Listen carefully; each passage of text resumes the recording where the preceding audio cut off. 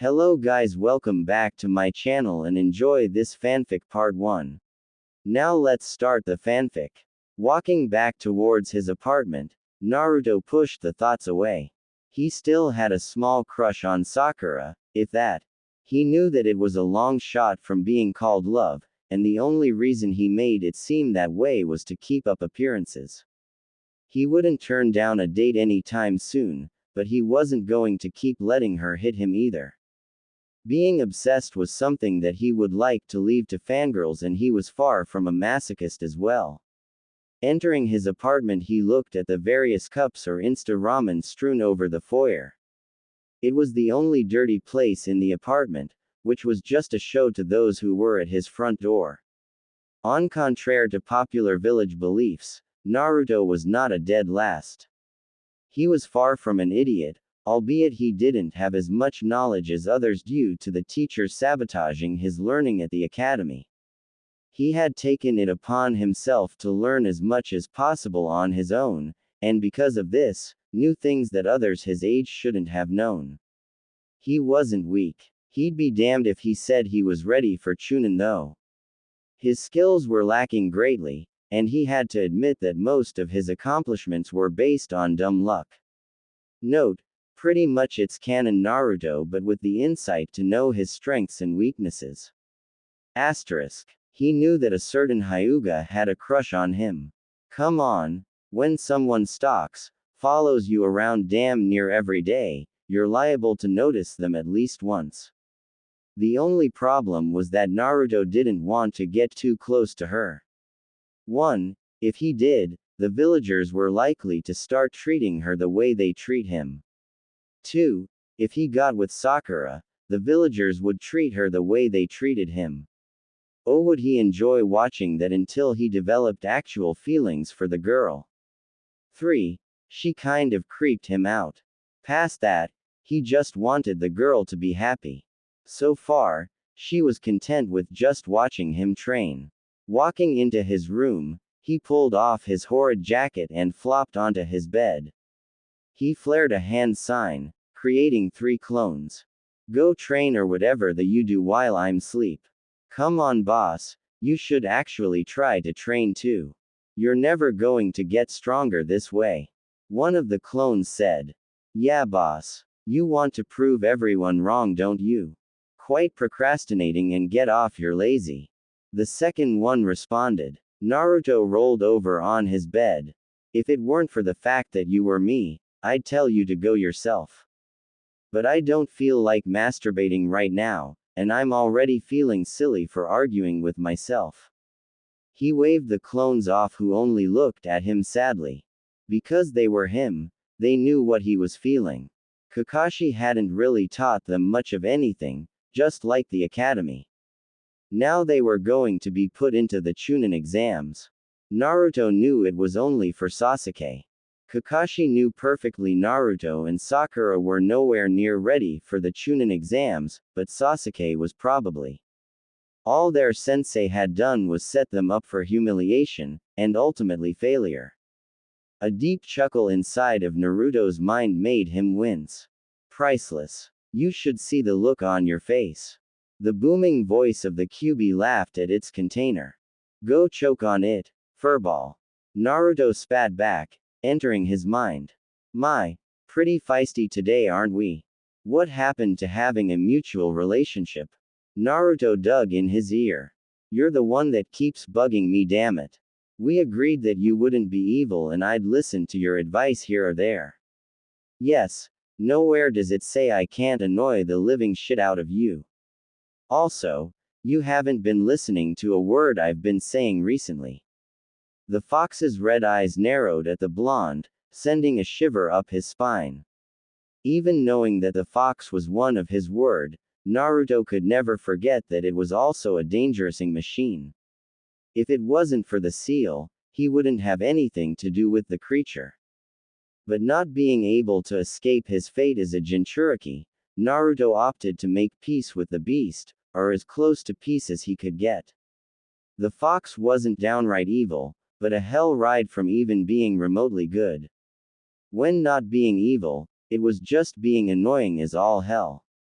The only advice you've been giving me lately is to talk to Hinata so we can mate and pop out, little kits. I don't even like her like that, much. A small blush crossed his face, earning chuckles from the demon. Fool, I've been telling you to train with the Hyuga heiress as well. She could have been helping you get stronger, as well as you helping her overcome her insecurities. She will be in the same position as you in the Chunin exams. Naruto's head shot up. What? She has been watching you train. This means that she has been neglecting her own training. As well, her father cast her aside and has not been teaching her himself. How do you know that? Your mind is not the only one accessible to a mighty demon, Kit. Naruto rose an eyebrow. You could read other people's minds this whole time. You could have been helping me, you stupid fox. No, if I were to reveal what others are thinking to you, things would only get worse. Besides, it's fun to screw with you, was the fox's only reply before bursting into laughter. Seeing as you already know my little secret now, would you like to know more? Naruto stretched before getting comfortable on the sewer floor, indicating that he was willing to listen to more. The fox laid down as well, putting its muzzle on its front paws. Listen closely, because I intend to make you take life seriously. As you are now, you are but a liability to yourself, everyone around you, and especially me. Naruto grunted at that. Of your former classmates, only the Nara child is ready to be a Chunin.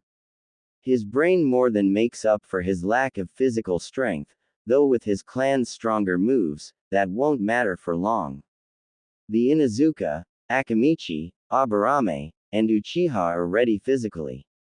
However, their mindset will hinder them from achieving that goal. Hinata would be ready physically if she was trained properly, but even so, she is far too focused on you and the problems that she deals with daily. Naruto frowned. Just off of inquiry, it sounded like Hinata was living a shitty life as well. It made him think of the Hyuga heiress even more. Finally, you have the Haruno and Yamanaka. Neither of them should even consider Chunin. Both are completely pathetic physically, in more ways than one. Mentally, they share brains with Sasuke, seeing as their heads are so far up the pompous brats. Even Naruto had to giggle at that one. But the Yamanaka may take less convincing to become serious, seeing as she has spent less time with the Uchiha. Okay. So what does this have to do with me? Naruto asked. Don't you get it, Kit? None of these kids are ready because none of them are taking being a ninja seriously.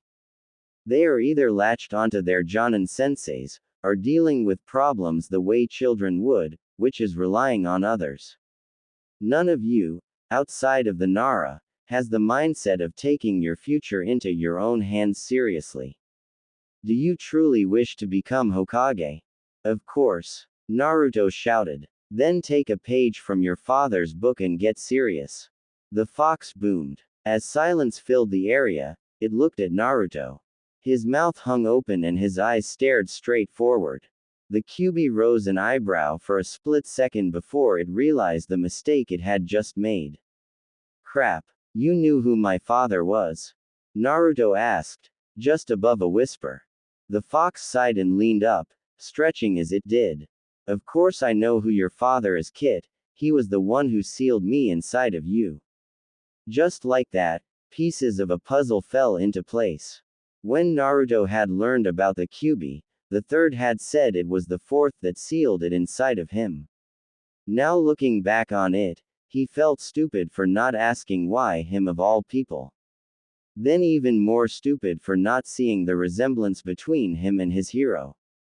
Finally, he felt like a moron for not seeing how obvious all of the clues were.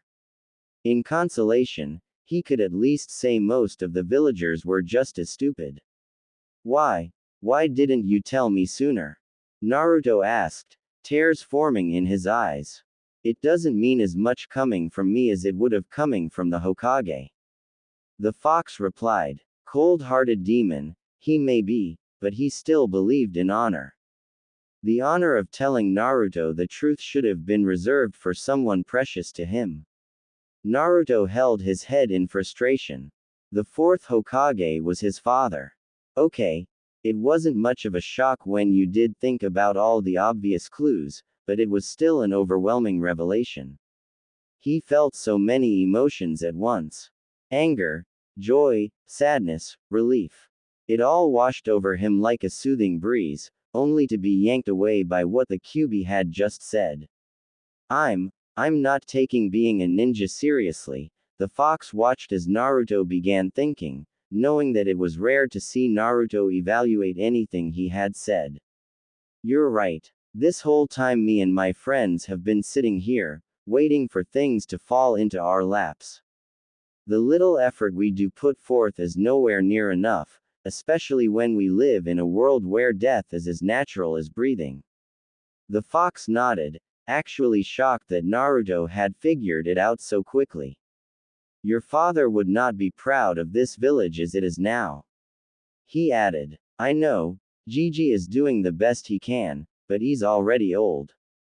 And I know Dad didn't get to be Hokage by sitting around. Naruto frowned, looking at himself. He felt ashamed now, ashamed of the fact that he had been playing ninja for the most part of his life. Ashamed that he had purposely let himself get as weak as he was. Ashamed that he had accepted it. Well then, Naruto, if you know this, then what are you going to do? Are you going to keep your facade, and wait for that loathsome, pathetic excuse for a sensei to teach you something? No, not at all. I'll be stuck here for the rest of my life if I waited. He paused, standing up with a confident smirk. The fourth Hokage is my father, and knowing that only makes me want to become Hokage even more. Not just to make him proud, but to prove that I am his son. But more than that, Naruto closed his eyes. To prove that I'm better than him. I want to become a ninja that even Dad could only dream of being. I want to be able to destroy Biju if need be. The QB scoffed at Naruto's implications. Knowing that the fourth is your father has spurred all of this. The demon chuckled slightly. No, and yes. I was going to start getting a bit more serious regardless, but knowing that my father was the greatest shinobi to walk this planet makes me want follow after him, and eventually overtake him. Plus, I want to protect those precious to me, especially Hinata. If what you said is true, then she's had a rough life just like me. I won't be able to make her happy if I'm weak. Naruto frowned again. The weight of what the QB had revealed to him was weighing completely on his shoulders. It shouldn't have taken him until now to get serious about his training. It definitely shouldn't have taken him that long to see the path they were going down. He needed to start thinking about what was truly important, even if it meant sacrificing happiness now for happiness in the future. From this point on, Naruto Uzumaki, Namikaze, is going to be the best damn ninja to walk the face of this earth. No one will forget that name. Without warning, Naruto left his mind, much to the chagrin of the demon fox. He immediately jumped out of his bed and reached for his jacket. Stopping in mid-motion, he frowned at the offending piece of clothing. No, I can't wear that crap anymore. The reality was that Naruto had always worn bright colors so people could see him when he did his pranks. They would remember him, acknowledge him. But that was the past now. He didn't need to pull pranks anymore. Though he wasn't saying he was going to stop completely, he was going to have people acknowledge him for his skills. Instead, he walked over to his dresser and pulled out a pair of black cargo pants. Switching those with his orange jumpsuit pants, he left the dark blue shirt on. But he ripped the sleeves off anyway, feeling that it was a slight variation from the jumpsuit, blue shirt combo he usually wore. Plus, it was cheaper than going to buy brand new clothes anyway. Real ninja didn't have time to worry about exactly what they had to wear. Yo, boss, what's with the new look? The clones filed back into his room, two holding scrolls, the last one balancing kunai on the tips of its fingers. Naruto glared at the useless act for a second before turning to the clone that asked the question. Just dispel and save me the trouble of explaining to myself. The clones did as ordered and Naruto was instantly filled with the knowledge of the scrolls, and how balancing kunai on the tips of his fingers was actually good concentration practice. Who knew? Naruto grabbed several kunai and shuriken before heading out. The sun was setting, so he didn't have nearly as much time as he thought. He knew one night of intense training wasn't going to make much of a difference, but if he could be at least 1% stronger by the Chunin exams, then he'd take that 1%. Just before he reached the road, he paused. Closing his eyes, he took a deep breath and calmed down. I won't be sluggish if I go calmly.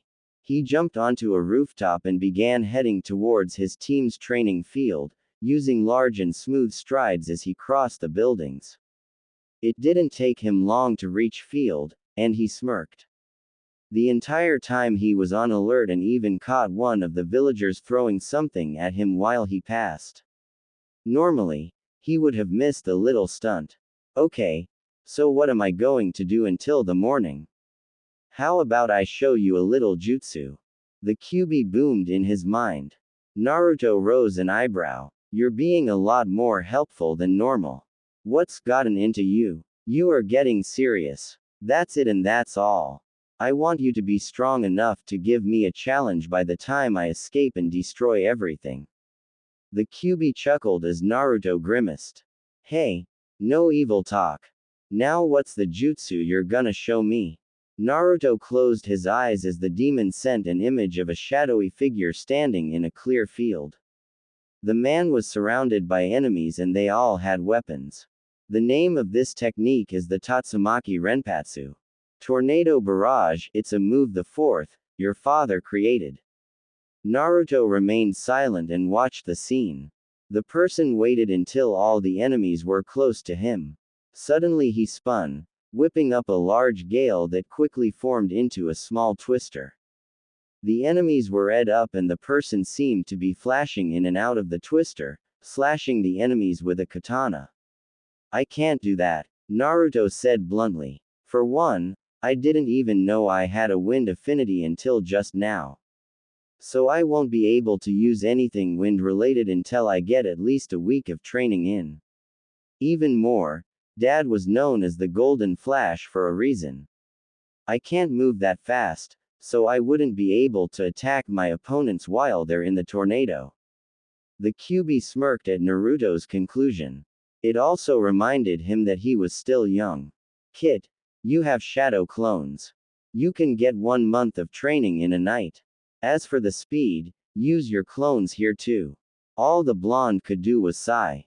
Maybe it was going to take a little more for him to change completely. Seeing that move made him feel lazy. For a moment, he began to have second thoughts about everything. Could he really become as great a ninja as his father? He looked up towards the sky. Thinking about wasn't going to get him anywhere. Now wasn't the time to be having doubts. He needed to get stronger, for everyone's sake. Alright, let's get started. But after I've mastered that move, I want to try to make one myself. Naruto said, creating hundreds of shadow clones. As the moon began to settle into the night sky, a silent wind blew over the Leaf Village. Many who felt it, also felt the tides of change. Not good, nor bad. The serene feeling of the blessed air chilled some and brought melancholy to others.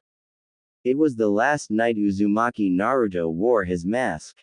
The next day, the sun shined brilliantly down onto the sleeping face of the Uzumaki, seeming to illuminate his oblivious, yet peaceful features. The silent chirp of birds echoed off of the thousands of pieces of steel that littered the training ground. With kunai, shuriken and ninja wire in heaps all over the field, it looked more like a battleground. Silently stalking the outskirts of the field, someone drew a kunai and looked at the helpless blonde. In a blur of speed, the person dashed toward the sleeping teen. In less than a second, the person was pinned to the ground, a kunai aimed at the back of their head.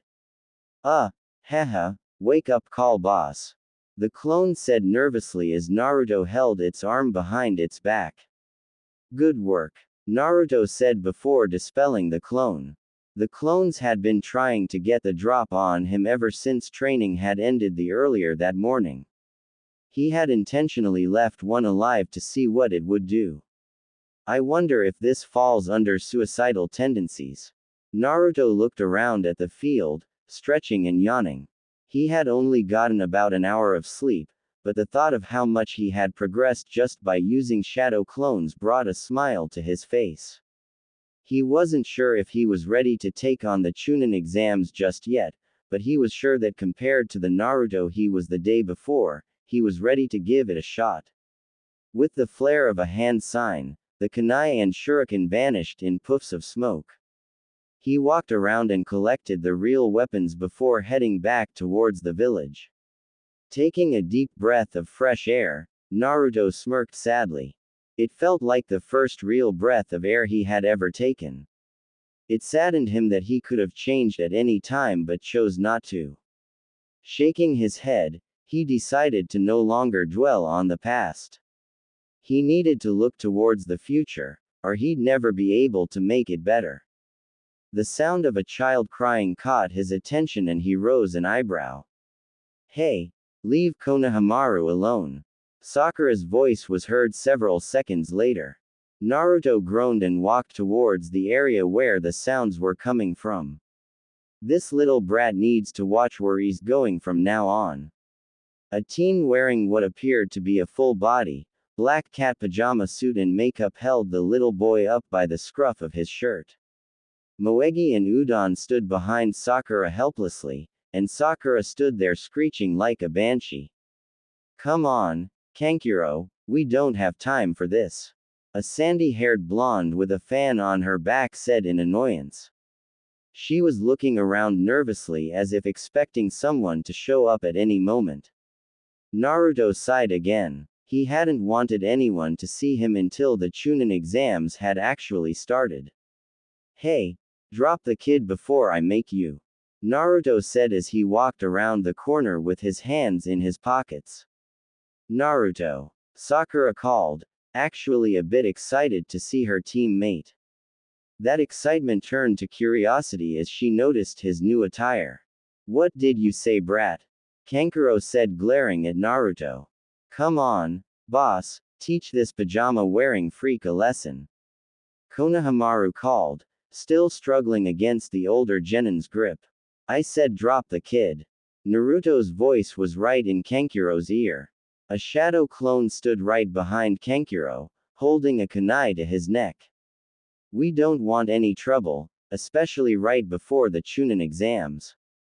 Kankuro gulped, eyes wide as he never noticed the clone there, nor had he felt any signs of chakra building when Naruto performed the technique. He was too distracted by Konohamaru to see if he had made any hand signs at all.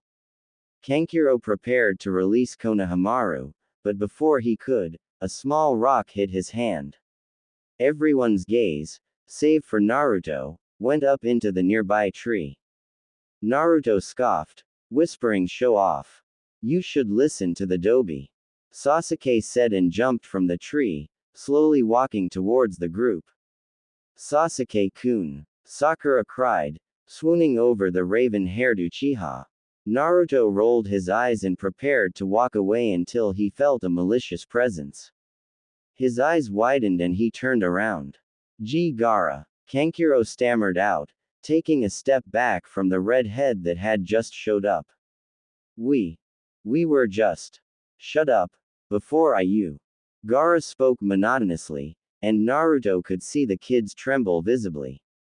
Even Sakura seemed to be shaking. Gaara's gaze passed over everyone's faces, but lingered on Sasuke's. Mother wants your blood. I look forward to proving my existence against you. Naruto, say this. The Kyuubi told Naruto, getting a questionable gaze. Gaara, your existence can't be proved buying. You're only making yourself fade further into darkness as that thing gains more power. If you're willing, meet me behind the Chunin exams building an hour before the test. I need to talk to you. Temari and Kankuro looked astonished between the blonde and their brother. Did he know that he had just gotten himself? The weird part was that he wasn't dead already. Sakura and Sasuke also looked on in bewilderment. Fine. But if what you have to say doesn't interest me, I will you. Works for me. Naruto said and crossed his arms. He frowned, not knowing what the Kyuubi was playing at.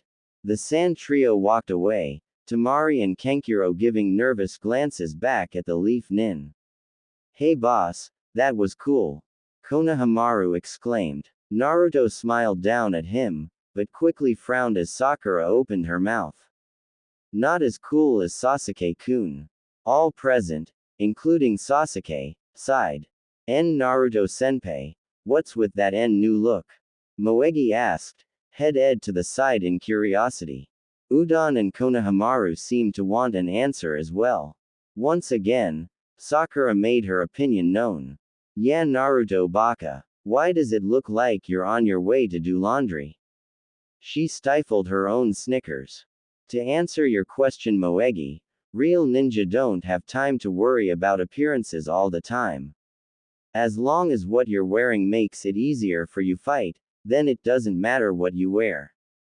He answered in a calm tone, taking all present by surprise.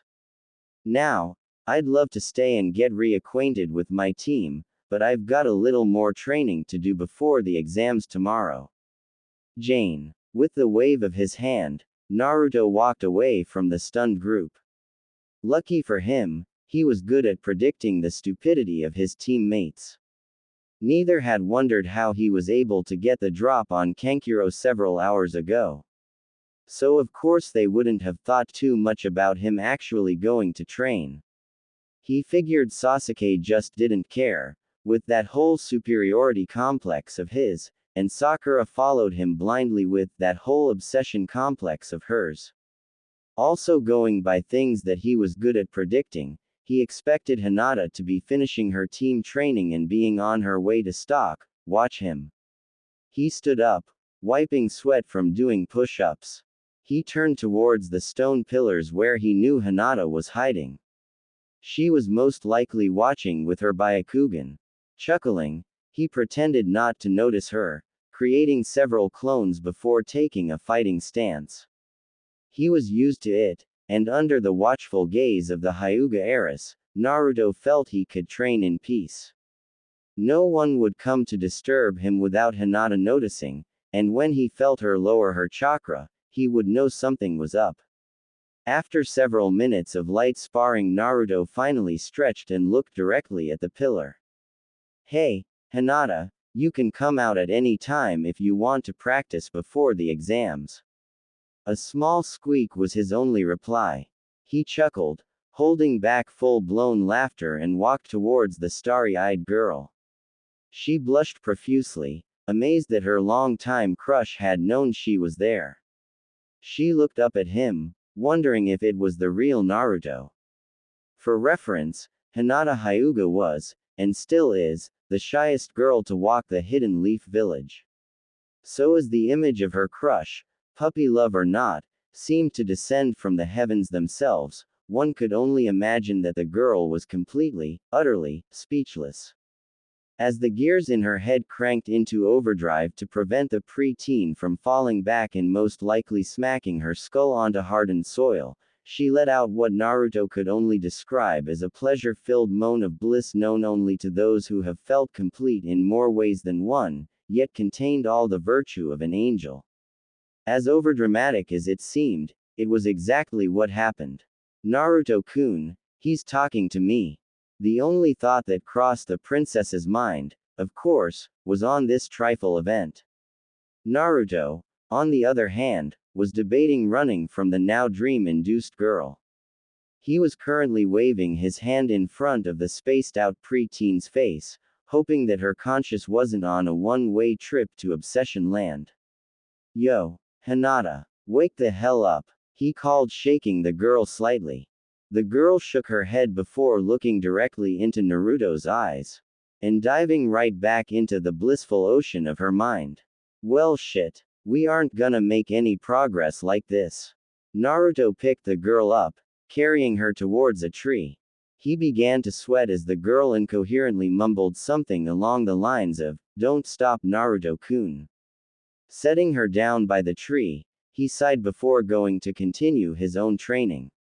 Actually, maybe I should have thought that one through a little more. I hate to admit it, but she may be almost as bad as Sakura in her own little way. Naruto really liked Hinata, more than Sakura no doubt, but he couldn't ignore the fact that she was just plain weird. He was insightful, yes, but still held his adolescent mind. There was a lot the boy knew about love and romance, though it seemed he still didn't completely understand the term, shy, and the concept of being too afraid of rejection to actually confront my crush and or love. Hinata Hyuga fell into both categories. So until the young teen actually began to understand the true depth of the feelings Hinata had for him, he would never truly be able to accept the girl's heart. Nor would he be able to open his heart in the same way. The Hyuga heiress began to stir in her semi-conscious state. Naruto-kun. Naruto paused from his exercise and smiled at the princess. He dispelled the remaining clones and walked over to the girl. Of course, she blushed, and a flurry of questions ran through her mind. Is that really Naruto-kun? He looks so different. Where's the orange? Yo, Hinata, if you keep fainting on me like that, we'll never get any training done. Naruto called, flopping down next to the girl. Her blush grew at the close proximity, and she suddenly found herself holding her breath. It was unbelievable, to actually be having real interaction with the blonde. Though she hadn't spoken one coherent word the entire time, now's better than never. Naruto-kun, and she had nothing. Nothing could come to her to describe exactly what she wanted to say to him. She didn't know herself. In the back of her mind, she wanted to speak up, to engage a conversation or anything, instead of just sitting there like a choking ditz. Her irrational side was telling her to be reckless and admit her feelings on the spot. However, the Hyuga could have a level head, to some degree, and could easily push that thought away. The fact that Naruto was taking his time to talk to her meant that he was interested in her, even if just bordering slight curiosity. She knew she wasn't very articulate to begin with, and her courage was just a shot above none. So tears came to her eyes as she realized that she wouldn't be able to speak to him comfortably at that time. She cursed herself on the inside, feeling weak and helpless. Unable to confront Naruto in a simple conversation, and unable to stand up to her father over her own usefulness. Pathetic. She felt pathetic, in her own right. All the talks of her being useless and being shunned by her own family. She was finally starting to think that maybe there was a reason. How would she change her entire clan if she couldn't even talk to her crush? Now she couldn't even look at him. He must have felt the same way. Everyone around her thought she was pathetic. Her father, her sister, Neji, her teammates, and now even Naruto. Naruto froze in shock as tears streamed down the pre-teen's face and she rose, darting from the area before Naruto could utter a single word. His gaze followed the girl until she was gone from his sight. Half of him thought that the girl was, of course, being weird. However, a sliver of acknowledgement showed that he was seriously worried about the girl. He hoped he hadn't done anything to cause the sudden emotional change in the girl. Yeah, you just ed up, Kit. The QB barked in a calm tone, as calm as a bellowing demon could get. What did I do? What's wrong with her? Naruto asked, hoping he could find a way to fix whatever had just happened. She's hurting, Kit. That's all I can tell you. This is a problem you will have to fix on your own. Naruto frowned. Maybe he did come on too strong. He startled the girl, but why would she run off crying? For a split second, he wondered if Hinata felt just like the villagers. He wondered if she had hated him all along. Stop it, Kit. It's not like that at all. The fox coaxed the blonde as the thoughts began to sadden him. He could care less about what many people thought of him, but he had thought Hinata admired him the entire time. The demon knew that Naruto was still young, so he couldn't completely blame the blonde for being oblivious. Focus on your training for tomorrow. Naruto silently nodded his head, knowing that dwelling on the girl would distract from his training. Of course he wouldn't just push her to the side, opting instead to find out what was wrong with her during the Chunin exams. Besides, maybe pushing her away now would be a good thing. The thought itself both confused and hurt him. She was one of the only kind people to him, so he didn't want her to vanish from his life altogether. But if she were to be away from him, then he'd be able to get stronger and rebuild whatever bond they had over time. Kit, if you continue to practice tonight, you will be able to master the Tatsumaki Renden. You will have enough time to practice those other moves you've been working on as well. The fox was trying to refocus him, albeit with a bit more effort for his comfort. He'd be damned if Naruto was during the Chunin exams because he continued to neglect his training. Okay. Naruto sighed and created 5 clones. The clones looked at their creator with worry, all still feeling what he was. Drawing a kunai, Naruto lazily slid into his own little fighting stance. He held the kunai reverse-handed, his arm sticking straight out. His legs were spread wide and his other arm was pressed to his side. It was like a kenjutsu variation of judo. The clones sighed themselves before rushing the original all at once. Naruto spun effortlessly, plunging the kunai into one of the clones. As another one drew close, he brutally front snap kicked it into smoke. Spinning one more time, he used his forearm to block a jump kick from the third clone. The fourth clone used the distraction to sweep Naruto. Using the momentum from his backwards motion, he planted his hands on the ground and vaulted into a backflip. In the air, he flashed through hand signs before putting his fingers to his lips. Futen. Kei's Yari. Wind Technique. Wind Javelin. After taking a deep inhale, Naruto fired one swift stream of wind down onto the 2 clones, destroying them instantly. As he landed, he cursed. The sounds of sizzling paper surrounded him. The last clone had surrounded him with exploding tags. Desperately looking around, he spotted the clone hiding in a tree. Quickly, he flared one last hand sign. The clone's eyes widened as it was switched with the original in a substitution jutsu, and was destroyed by its own trap. Naruto dropped from the tree, sighing in indignation. That's good, Kit. Quick and efficient. You're starting to show the true prowess of you shinobi. Naruto didn't respond for several seconds, mind drifting to everywhere and nowhere. 2 days of training still wasn't enough for him to dominate in the Chunin exams, but he had one small advantage. Everyone that knew him would be thinking that he's still the same weak, dead last. With the element of surprise and deception, he could at least catch many people off guard. Hey, Fox, if I master Tatsumaki Renden, I won't be efficient with that last jutsu. I can practice my Kei's Yari up to the point where it's strong enough to do real damage. I won't always be up against Cage Bunshins. Then I can focus on doing that last jutsu. I'd rather go into the exams with at least 2 decent jutsus and 1 experimental one. If that is what you wish. Naruto nodded, feeling grateful that the fox wasn't bothering him as much as usual. He kept his mouth shut, knowing that it wasn't permanent. His mind kept focused, trying desperately not to think of Hinata. The whole ordeal confused him greatly. Shouldn't he had just kept trying for Sakura? No, he couldn't do that. He knew he would never truly fall in love with Sakura, and she would most likely never give him the time of day anyway. Maybe the whole time he had been fooling himself, using Sakura as an excuse to not get close to the Hyuga. But he couldn't do that anymore. He was changing. Holding onto that part of his past wasn't going to help him grow.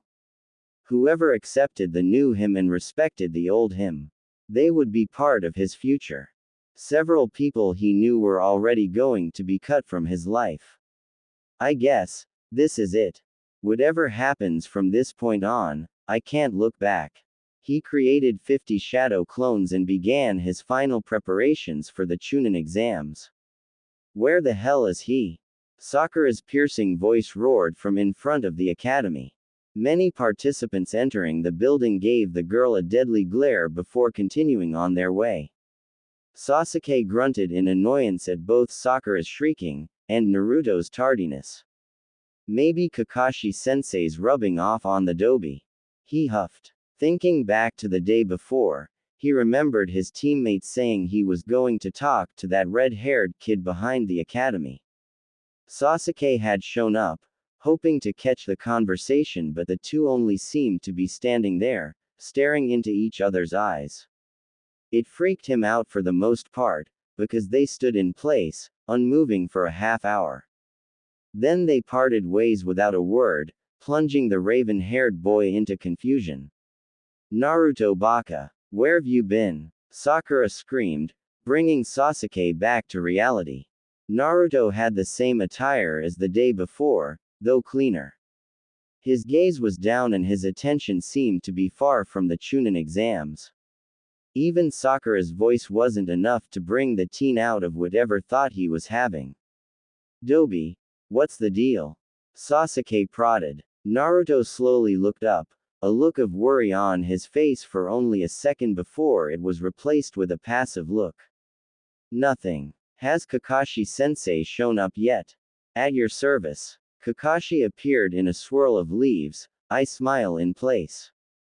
Did you need me, Naruto? Yay. A quick glance at his teammates and he sighed. No. Just wondering if you had shown up on time for once. Naruto's tone was low and even, as if he were depressed. Because of this, it was obvious that he was hiding something. Kakashi rose an eyebrow, though he wasn't interested enough to prod further into the situation. Well, I'm glad to see you've taken a step towards becoming a real shinobi, Naruto. Those dark colors will keep you hidden well. All three students' sweat dropped. Is there any other reason you're here other than to annoy us, sensei? Sakura deadpanned. Kakashi chuckled. Well, I was going to wish you luck. The first test will be in room 247. These exams aren't all fun and games. Your life will be in danger. I wouldn't have entered you if I didn't have complete confidence that you cool. Save it, sensei, we're late. Naruto interrupted and began to walk towards the building. Now Kakashi was alerted. Something's wrong here. Sakura and Sasuke looked after their teammate in shock. He was acting strange. Stranger than normal. Kakashi looked at the two and then back at Naruto. He couldn't confront him there without raising a ruckus. He'd have to wait, but he was going to find out what was going on. What could make the usually hyperactive blonde so solemn? Well, get going, you two. Kakashi faked a smile and waved, vanishing once again. Sasuke began walking towards the building, ignoring Sakura's attempts to ask him what he obviously didn't know. Neither could possibly understand what was making the blonde act the way he was. Inside, Naruto stood waiting by the stairs. He was looking down a hall towards a large group of genin standing in front of a door. Sasuke and Sakura walked up, following his gaze to the group. Naruto ba. Before Sakura could begin screaming, Naruto had grabbed her from behind and covered her mouth. Stop being so loud or you'll draw unnecessary attention. Now go, the boss is upstairs. In a silent puff of smoke, the clone dispersed. Sasuke frowned. Though part of him wanted to laugh, seeing the disheveled and fuming Sakura. Sasuke began to head upstairs, Sakura only following because it was, well, Sasuke. Naruto stood in front of a similar-looking room. Baka! What the hell was that stunt back there? Sakura cried, stomping forward with a ready fist. She swung, and hit air. In the next second, Naruto had her arm twisted behind her back and she was pinned against the wall. Sasuke's mouth dropped and Sakura grew motionless. Save your strength for the exams. And stop trying to hit me, or I'll start retaliating. All of his words were even. It made her shiver, knowing that he could give her advice and threaten her all in one tone. Her mind was far behind the thought process of the position he had her in. Dobi, we're already late. What the hell did you drag us up here for? Sasuke called. Naruto pointed to the room number on the wall next to the door. That was the first floor. Kakashi-sensei said the room was 247. I'm pretty sure everyone else just saw the group down there and instantly decided that was the testing room. You can't just follow the crowd or you'll end up dead. Naruto was once again subject to the shocked gazes of his teammates. Blushing slightly, he turned from them and opened the door. They entered a wide room, full of Chunin exam hopefuls. Naruto spotted Gaara instantly leaning against a wall. The Sand Genin nodded towards Naruto and Naruto nodded back ever so slightly. No one caught the movement. Naruto was about to begin scanning the competition until a blur of purple and blonde soared past him. Sasuke-kun. A voice almost as loud as Sakura's shouted out. Without even having to turn around, Naruto knew Sasuke's number 2 fangirl had latched onto him. Beat it, Ino pig. Yep, Ino. Naruto thought with a sigh. She's pretty much a female version of me with a bad obsession problem and a tendency for sadism. I'll gut you. Sakura yelled out. I take that back. Sakura's the sadist. Yo. Naruto. You guys made it too.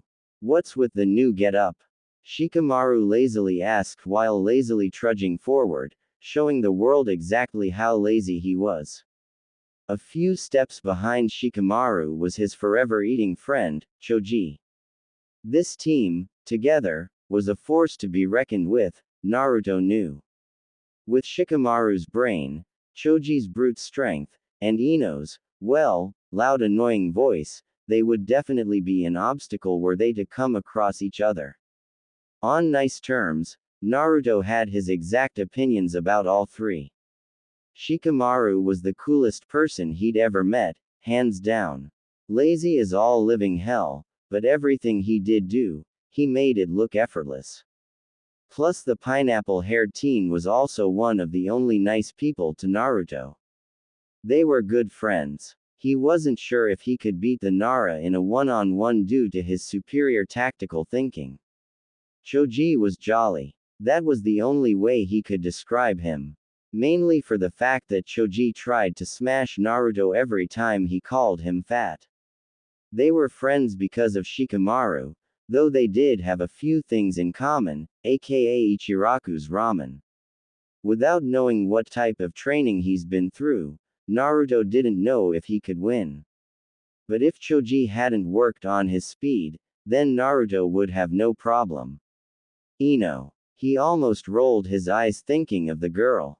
She may not have been as bad as Sakura, but damn, she was almost as annoying. They had shared little to no interaction during the academy, except for eating lunch together once. And that was because she had almost passed out from dieting. He never knew if she really appreciated what he had done for her, and as of late didn't care. Sasuke was all she thought about. She would be too easy to beat. Hey, looks like the old rookie 9 is back together again. A series of barks followed the brash voice.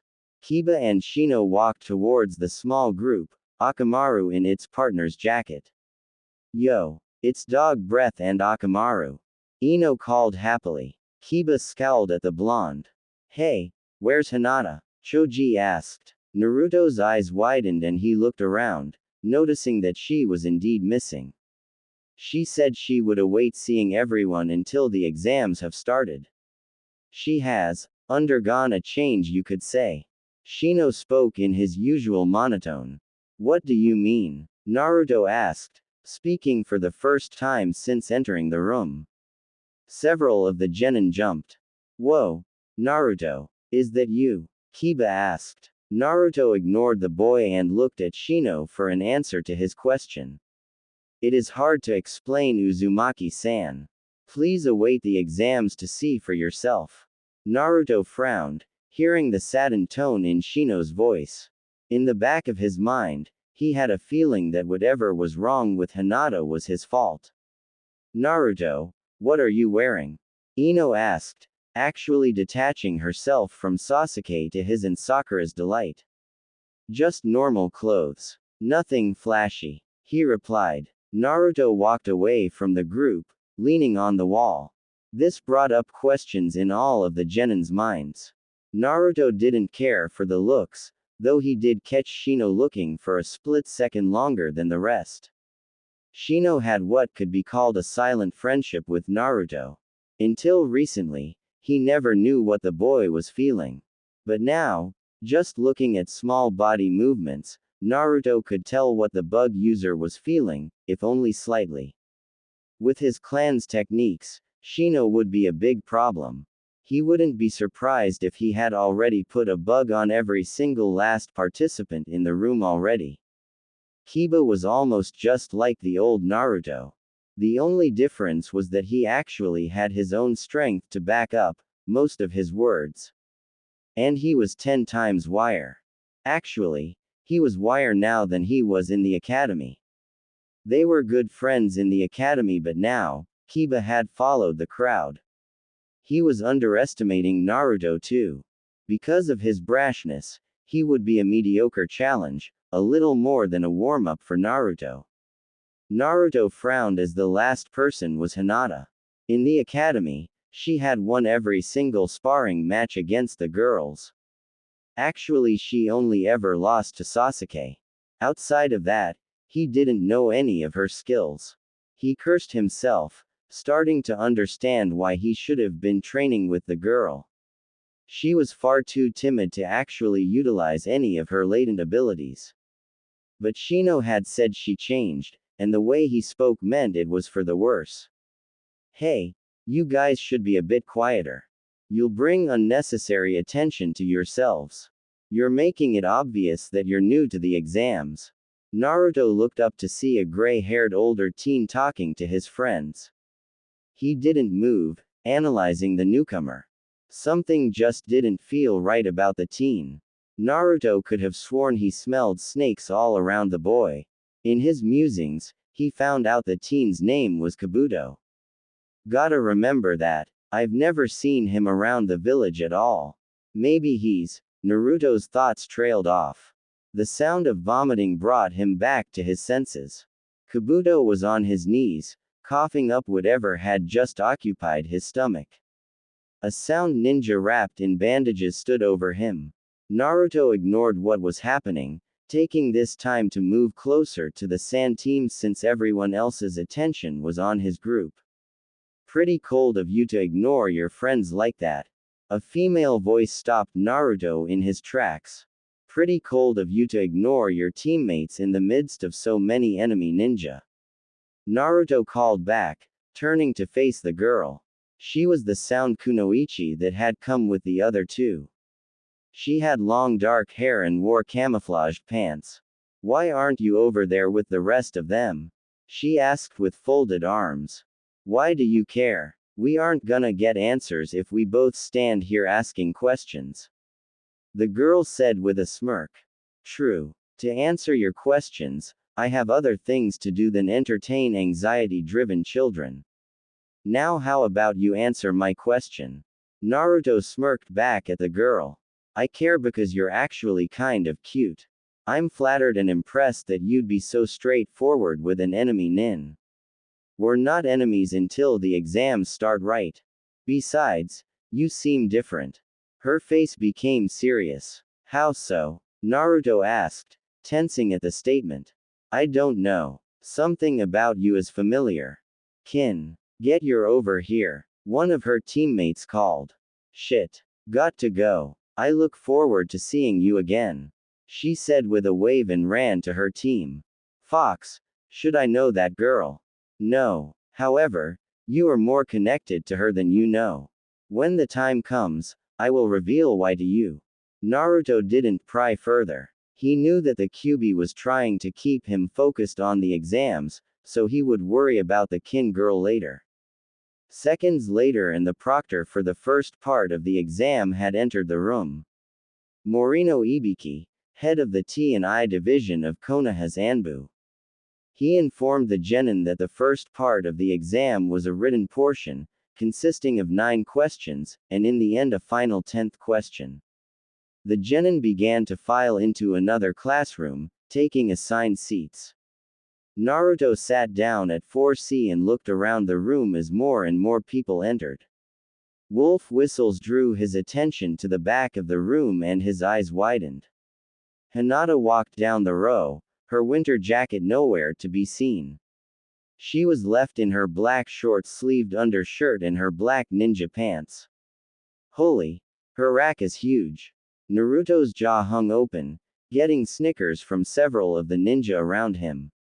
In reality, they too wondered how a 12-year-old could develop that fast. Hinata never noticed the people around her due to her being focused on the paper she held. Her assigned seat, 4B, her heart skipped a beat. Naruto's gaze made her blush, but it also brought tears to her eyes. Why? Why Kami-sama? Am I really to be punished so? She ignored his gaze and sat down next to him, hands in her lap and eyes on the desk. No, I don't care anymore.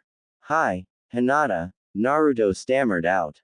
She shifted slightly, gazing at him out of the corner of her eyes. She held a passive look, but it was just short of a scowl. Naruto felt his stomach sink. Hinata's eyes looked dead. She held his gaze for several seconds. Seeing that he had nothing to say, she looked away sighing in disgust. Okay. That actually hurt. Naruto looked away as well. Now he was truly worried. The two didn't look at each other as the test rules were explained, the tests were handed out, and even when silence enveloped the room. Hinata felt like crying. She had told herself she would stop harboring feelings for the blonde, but it was getting harder every second. Just being around him was bad. The words on the paper began to blur as tears entered her eyes. Why? Why am I pathetic to you, Naruto-kun? No matter how much he wanted to fix things with the young Hyuga heiress, he knew he needed to focus on the test. Scanning over the paper, he almost immediately came to a single conclusion. I can't do this shit. It was impossible. Nothing on the paper had been taught to them at the academy. Of course, Kakashi had taught them jack shit, so that probably factored in as well. Seriously, the questions weren't meant for genins. So Naruto narrowed down the results to 2 single options. Either they really expect us to answer this shit, and me, Sakura, and Sasuke are going to fail miserably because of a neglectful bastard sensei. Or the more likely, they want us to cheat our off without getting caught, the way ninja would take a test. Naruto was about to do exactly that until he noticed a smudge at the top right-hand corner of the test. His brow furrowed and he looked at it closer. It looked like a tiny N. What the hell? Looking at the illustrations to some of the questions, he began to find more smudge-like letters. At first, he thought they were typos, but then he began to put the letters together. N, O, R, I, G, he continued on until he could find no more. His eyes would have widened, but he didn't want to draw attention to himself or be suspected of cheating. The message was clear. No right answers. Good, Kit. Good. That's it. There are no right answers. Then what's the purpose of this crap then? He paused. That really is it then. They want us to cheat without getting caught. Which means, Someone here isn't a genin and has fake answers. They would know we were cheating without even having to catch us. As time passed, Ibiki spoke up, prepared to give the 10th question. He sprayed bullshit about quitting now and taking the exams another year. Naruto paid it no attention, knowing that it was all lies. A majority of the room raised their hands and gave up on the spot. All of the rookie 9 remained. Now then, on to the 10th question. Everyone that stayed has passed. He smirked at the shocked expressions on the faces of the genin. What the hell? What do you mean we pass? What about the 10th question? The Suna Kunoichi Tamari asked, showing more frustration than she usually let show. After an explanation on information gathering, Ibiki effectively made the genins lose their appetites. His head was covered in scars, and some looked ready to reopen at the touch of a feather. Sorry, I asked. Tamari groaned, dropping her head to the table. Hinata, whatever I did yesterday, I'm sorry. Naruto whispered. The Hyuga heiress froze up, eyes widening slightly. He's apologizing. The Hyuga heiress instantly went pale. He doesn't even know why I'm upset with him. Oh Kami-sama, what have I done? Before the starry-eyed girl could explain herself, a blur of tan crashed through the windows. Two kunai lodged into the upper parts of room, revealing a banner overhead. What's up, chumps? I'm the deadly, sexy, Anko Mitarashi, and I'll be your proctor for the second part of the exams. Silence enveloped the room. Crickets chirped, getting Shino several glares from his teammates. Too soon. The special Jonin sweated and looked at Ibiki. Like always. Anko's demeanor instantly changed, and she smirked evilly at the group of genin. Well, looks like we've got a decent turnout. Not too many, not too few. This is going to be fun. Every one of you chumps meet me at the entrance to the forest of happy kittens and rainbows in half an hour. Don't you mean the forest of death? Ibiki asked. Exactly. She called with a sadistic chuckle before shining from the room. Holy shit, that chick's almost as scary as my mom. Shikamaru called, getting nervous chuckles from friends and foes alike. Everyone began to leave, save Hinata and Naruto. I need to talk to you, Hinata. Naruto whispered. Hinata's gaze held his, and though she was listening finally, he could see that she still held indifference towards him. She never hated me, that was foolish to think that. But why can't I figure out what's wrong with her now? Naruto's heart ached at not hearing Kun at the end of his name. Forgive me. I may have misunderstood our positions yesterday. But please, give me some time to think. This is the first time you've actually talked to me. Naruto said, not wanting the girl to go. Wah! Shock settled in as she realized that it was. She couldn't put together a sentence the day before, but now here she was telling him that she wanted to be away from him. She looked away sadly. Hinata, for the record, I like you a lot. So if I gave you any doubts about that yesterday, I'm sorry. I figured, she said silently. Just now, I had a feeling that it was all in my imagination. She laughed sadly, tears starting to fall. I went home and told my father to go himself. Naruto rose an eyebrow. You did what? I thought that you thought I was pathetic. I thought that you were looking down on me too, Naruto. Wiping tears away, she looked at him. Her gaze was more calculating than before. If you felt that way, then nothing else mattered. So I finally went off on my father.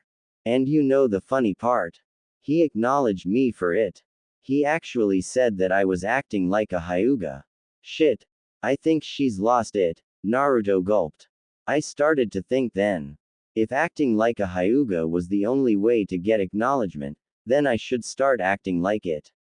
Her fists were clenched. But you say that you like me now, and I'm wondering, should I be happy and go back to how I used to be, or should I give up on you and continue to get the acknowledgement of my father?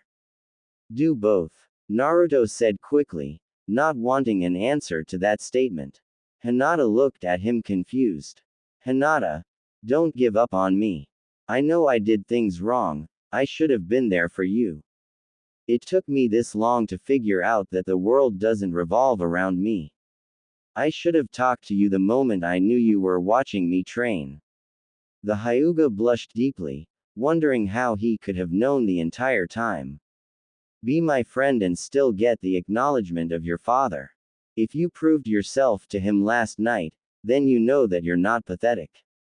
You just needed to fall before you could truly stand on your own. I'm sorry that it was me that had to make you fall though.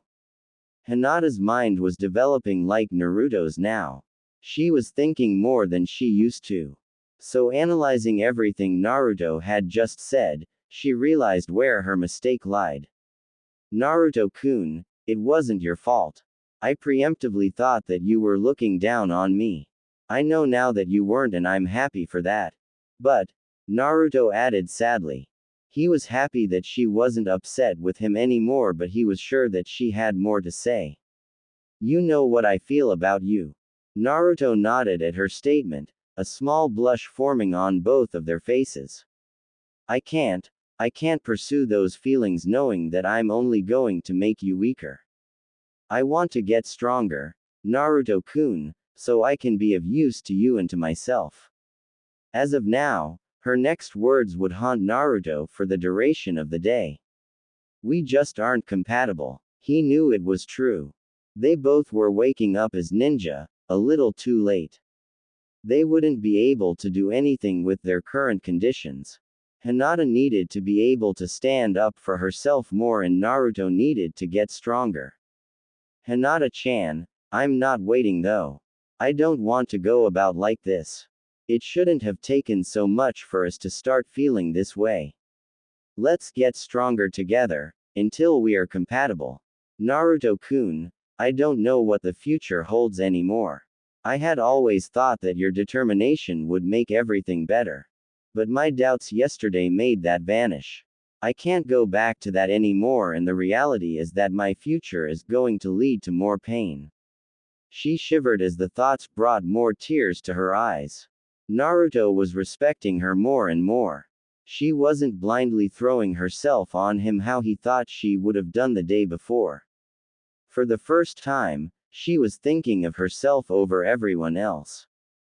Hinata-chan, I can promise you that things will always get better, no matter how bad they get.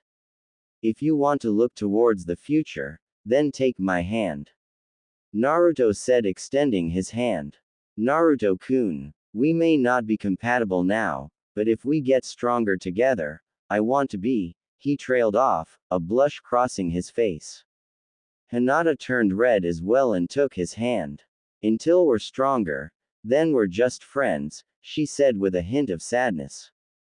Then you're still willing to be more later? Naruto asked. Hinata's blush grew and she smiled, nibbling on the tip of her finger. Naruto smiled warmly. Seeing her do that reminded him of the sweet girl she was in the academy. He had caught her before she had completely lost herself. I don't know, Naruto-kun, it depends. She said slyly. On what? Naruto asked, genuinely confused. A devious grin formed on her face. If you can keep the new me interested. She said before rising and leaving a stunned blonde in her wake. Ibiki looked at the scene silently. Well, kid, looks like you got a game of hard to get to start playing. He called with a chuckle. Naruto looked back and forth between the door and Ibiki. The Chunin exams. This is gonna be much harder. At the moment he wasn't very happy. Again, he found himself in a situation that he wasn't completely prepared for, nor had he taken into account when he decided to get stronger. Feeling really annoyed, he cursed himself for not doing a little digging into what the events of the exam would be. Nowhere in the last 2 days had he thought that he'd have to traverse the forest of death. It wasn't that he was scared or felt that he wasn't ready. He was sure that using stealth, like any real ninja with common sense, would help greatly in surviving. No, He was pissed at the fact that he didn't pack anywhere near enough ramen for the journey. Is there anything that could happen today that's not complete bullshit? Naruto groaned as he and his team awaited the proctor for the Forest of Death part of the exam. You should have studied instead, doing whatever it was you were doing these past 2 days. Sakura shrugged, surprisingly not being as loud as usual. Naruto pegged it to him scaring the shit out of her earlier that day. It brought a smile to him, knowing that she was at least acknowledging the fact that he wasn't the same dead last he pretended to be several days ago. I was training. And that means you knew that we would have to do the Forest of Death, didn't you? Naruto narrowed his eyes at the girl who looked away sweating. Yeah, but I learned after we met up yesterday. Sasuke-kun was the one who gave me the idea to look up the events. Don't put me in it. Sasuke mumbled as he stood assessing the competition. Sakura paled and Naruto only shook his head in exasperation. I guess it doesn't matter now. As long as we stick together, this shouldn't be too hard. Naruto said, still thinking of how much of a liability Sasuke's ego was going to be in Sakura, in general. Stick together. Stay out of my way and then this'll be easy. You might actually learn a thing or two about being a real ninja. Sasuke shot at Naruto. Sakura beamed, her inner self shouting agreements. Naruto held his head in frustration. You know what? If it weren't for the fact that this is a team exam, I would let them both get eaten by a snake that's sure to show up in there. Naruto immediately frowned, looking around for several key people. First, his gaze landed on Gaara. Gaara looked forward towards the gate, but his eyes were on Naruto as well. With a nod, Gaara faced away and walked towards his elder siblings. Next, Naruto caught sight of the sound ninja. Kin was sitting on the ground, seeming lost in the clouds as her two teammates were arguing about something vulgar that Naruto couldn't really pick up. Third, Hinata stood with her arms folded under her, a stern, somewhat dark look on her face. Naruto could see a trace of the small smile that he had seen before, and a slight tint of pink on her cheeks. She hid it well, but he could tell that she was still a bit embarrassed for not wearing her jacket. She looked towards him and they both blushed, turning away just as fast. Finally, Naruto's gaze landed on the grass nin team. None seemed to be paying anyone attention.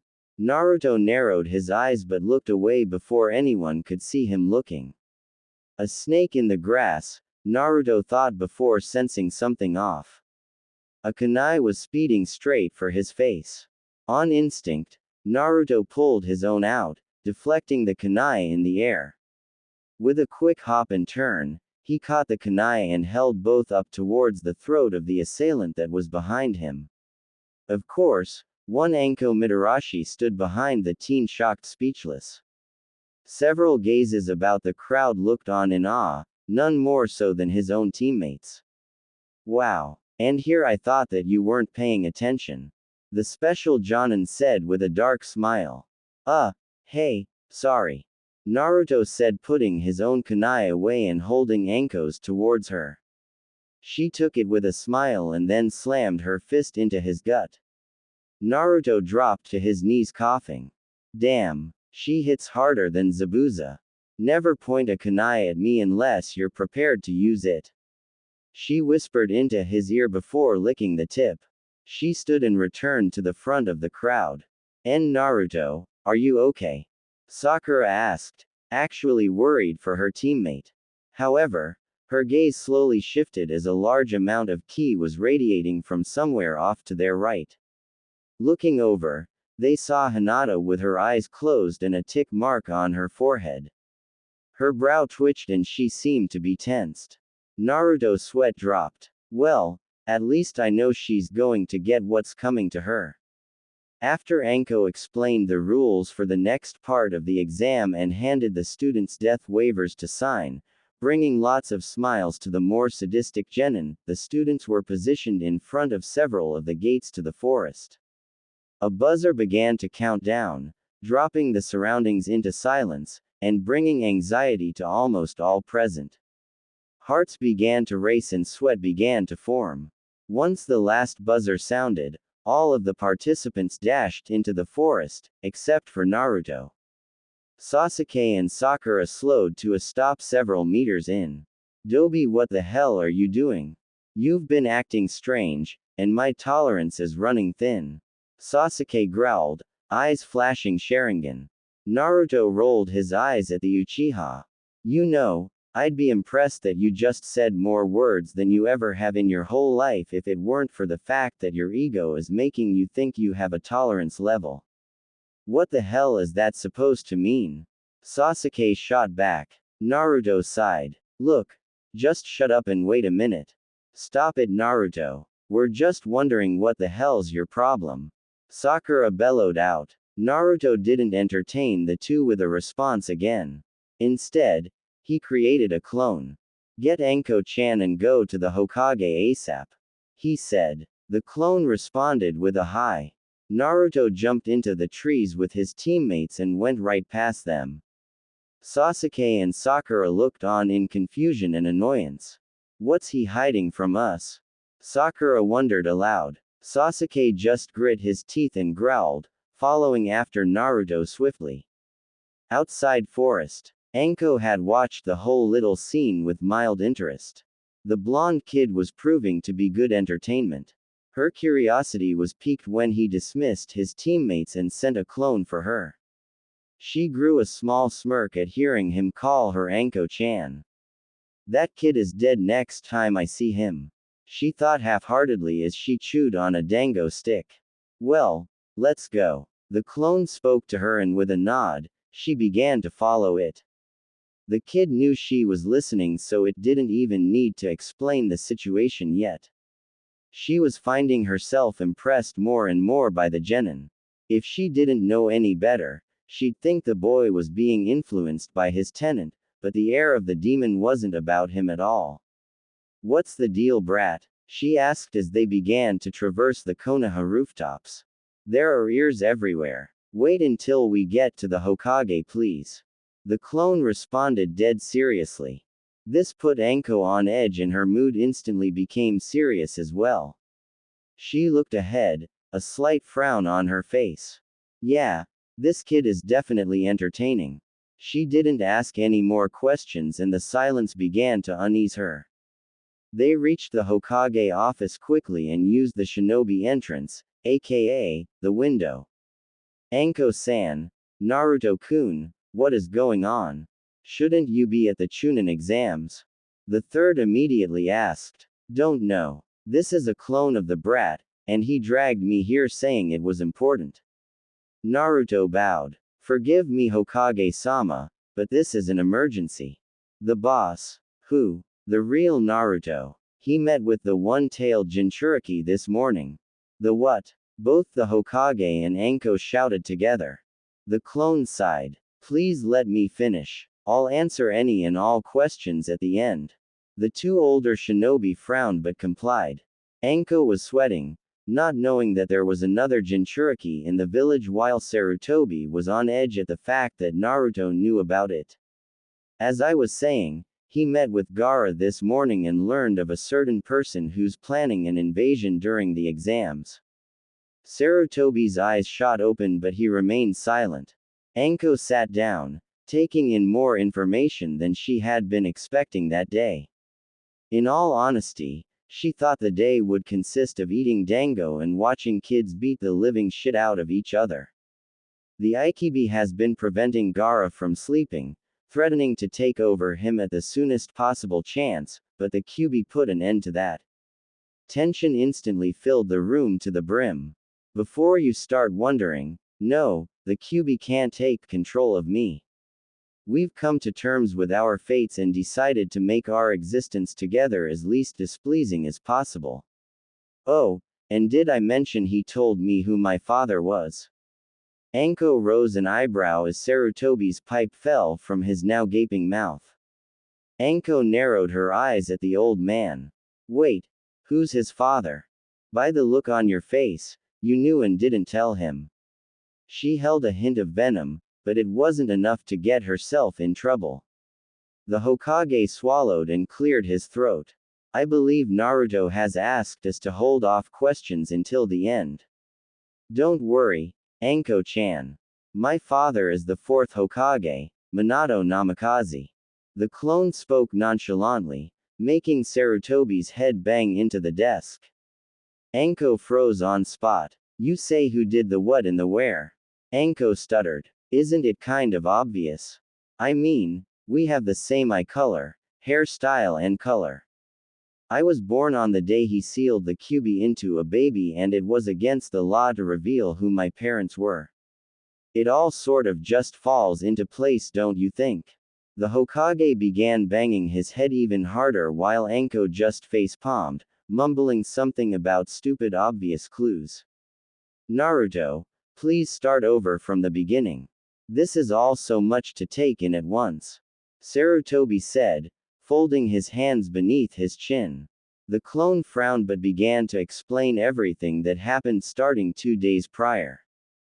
Throughout the whole ordeal, Anko actually sat patiently listening to everything, and then the mood grew darker as Naruto neared his conversation with Gaara. For the first 5 minutes, Gaara freaked out about how I was able to enter his mind. The place was a mess, covered in sand and shit. That's when he showed me where the Aikibi was held. The Kyuubi's cage is sealed tight, in a sewer-like place, but I guess that's just my ed-up mind. But Gaara's, the Aikibi's seal was a rusted cell in an old decaying prison. Every time the thing lashed out at the cage, the bars rattled and Gaara held his head in pain. The seal was very, very weak. That's when our minds converged and we were standing between both the Kyuubi's cage and the Aikibi's. Flashback. What is the meaning of this? What is happening? Gaara looked between both cages, eyes wandering swiftly. He turned to Naruto and held his hand up towards him. The seal on the Aikibi's cage began to glow slightly as sand began to rise towards the blonde-haired genin. Stop, Gaara, Naruto said, eyes narrowed. The seal on the Kyuubi's cage began to glow faintly as well, and flames began to swirl around the joined area.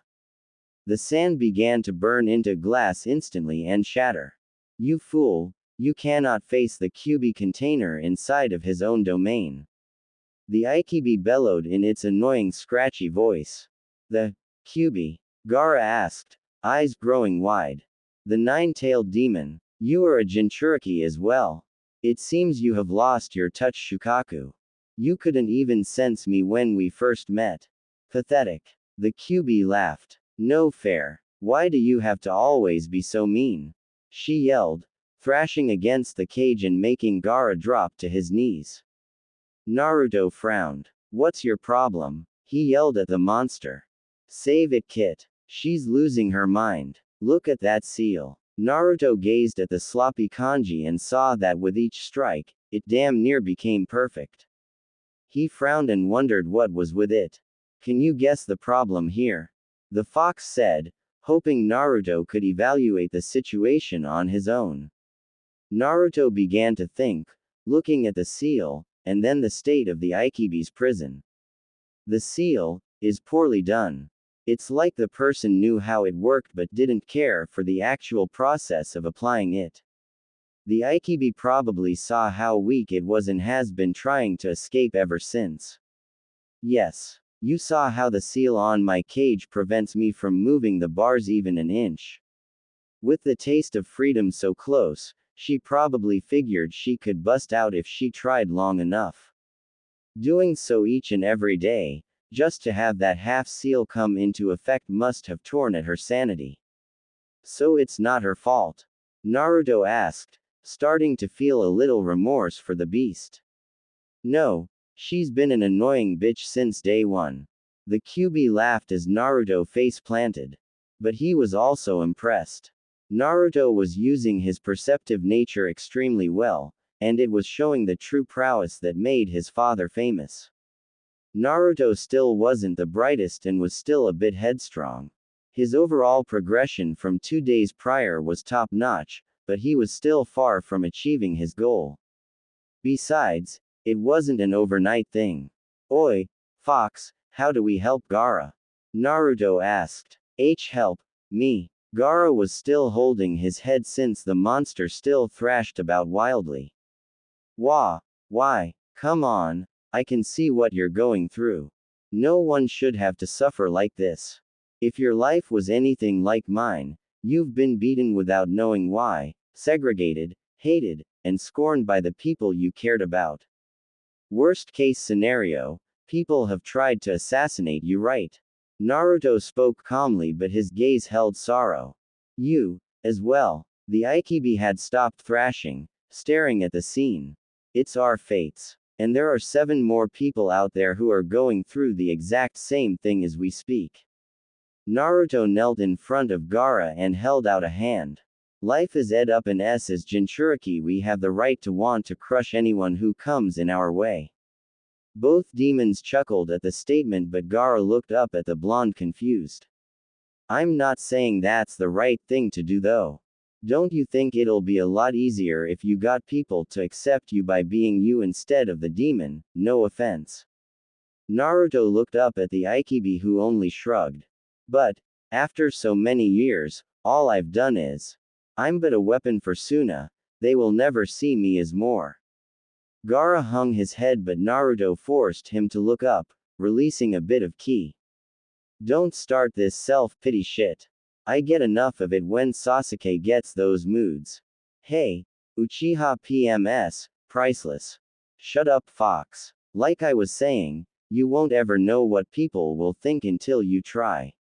Most people in my village hate me because of the fox, but I've already made friends that accept me for me. Hell, even Sasuke considers me a friend sometimes. I bet your brother and sister worry for you all the time, even if you can't tell. I'm not saying it's going to be easy, but if you don't try it will never happen. The blonde paused and looked up. The ceiling of the prison gave way, turning into the open sky. The Aikibi's bars extended into the bright sky and began to mirror the Kyuubi's. This is nice, the demon spoke as she looked around. You don't deserve this. Kyuubi spoke and laid down, seeming to take a nap. Naruto, how have you been able to smile after going through so much? You know what it's like, so how? Gaara folded his arms, but tears were in his eyes. He couldn't believe this was happening. He wanted to defend himself, but there was nothing to defend against. Even the Aikibi had calmed down. I smile because I think about how much worse life could be. No, I don't just grit my teeth and wither the pain like many people think I do. But I'm not going to make my situation worse than what it already is. I smile because I know that each and every day is a chance for me to prove them all wrong. To show them who I truly am. Naruto Uzumaki Namikaze, son of the 4th Hokage and future Godime Hokage. Naruto smirked at the title, and suddenly a Hokage hat fell from the sky, landing on his head. Seconds later a Kazekage hat fell on Gaara's head. What is this? Gaara asked, moving the sun cover to the side. You might want to have a goal or a dream too. It helps to keep you sane. Well, she kind of went the opposite way on that one though. I'm a wild animal kid, we don't like cramped spaces.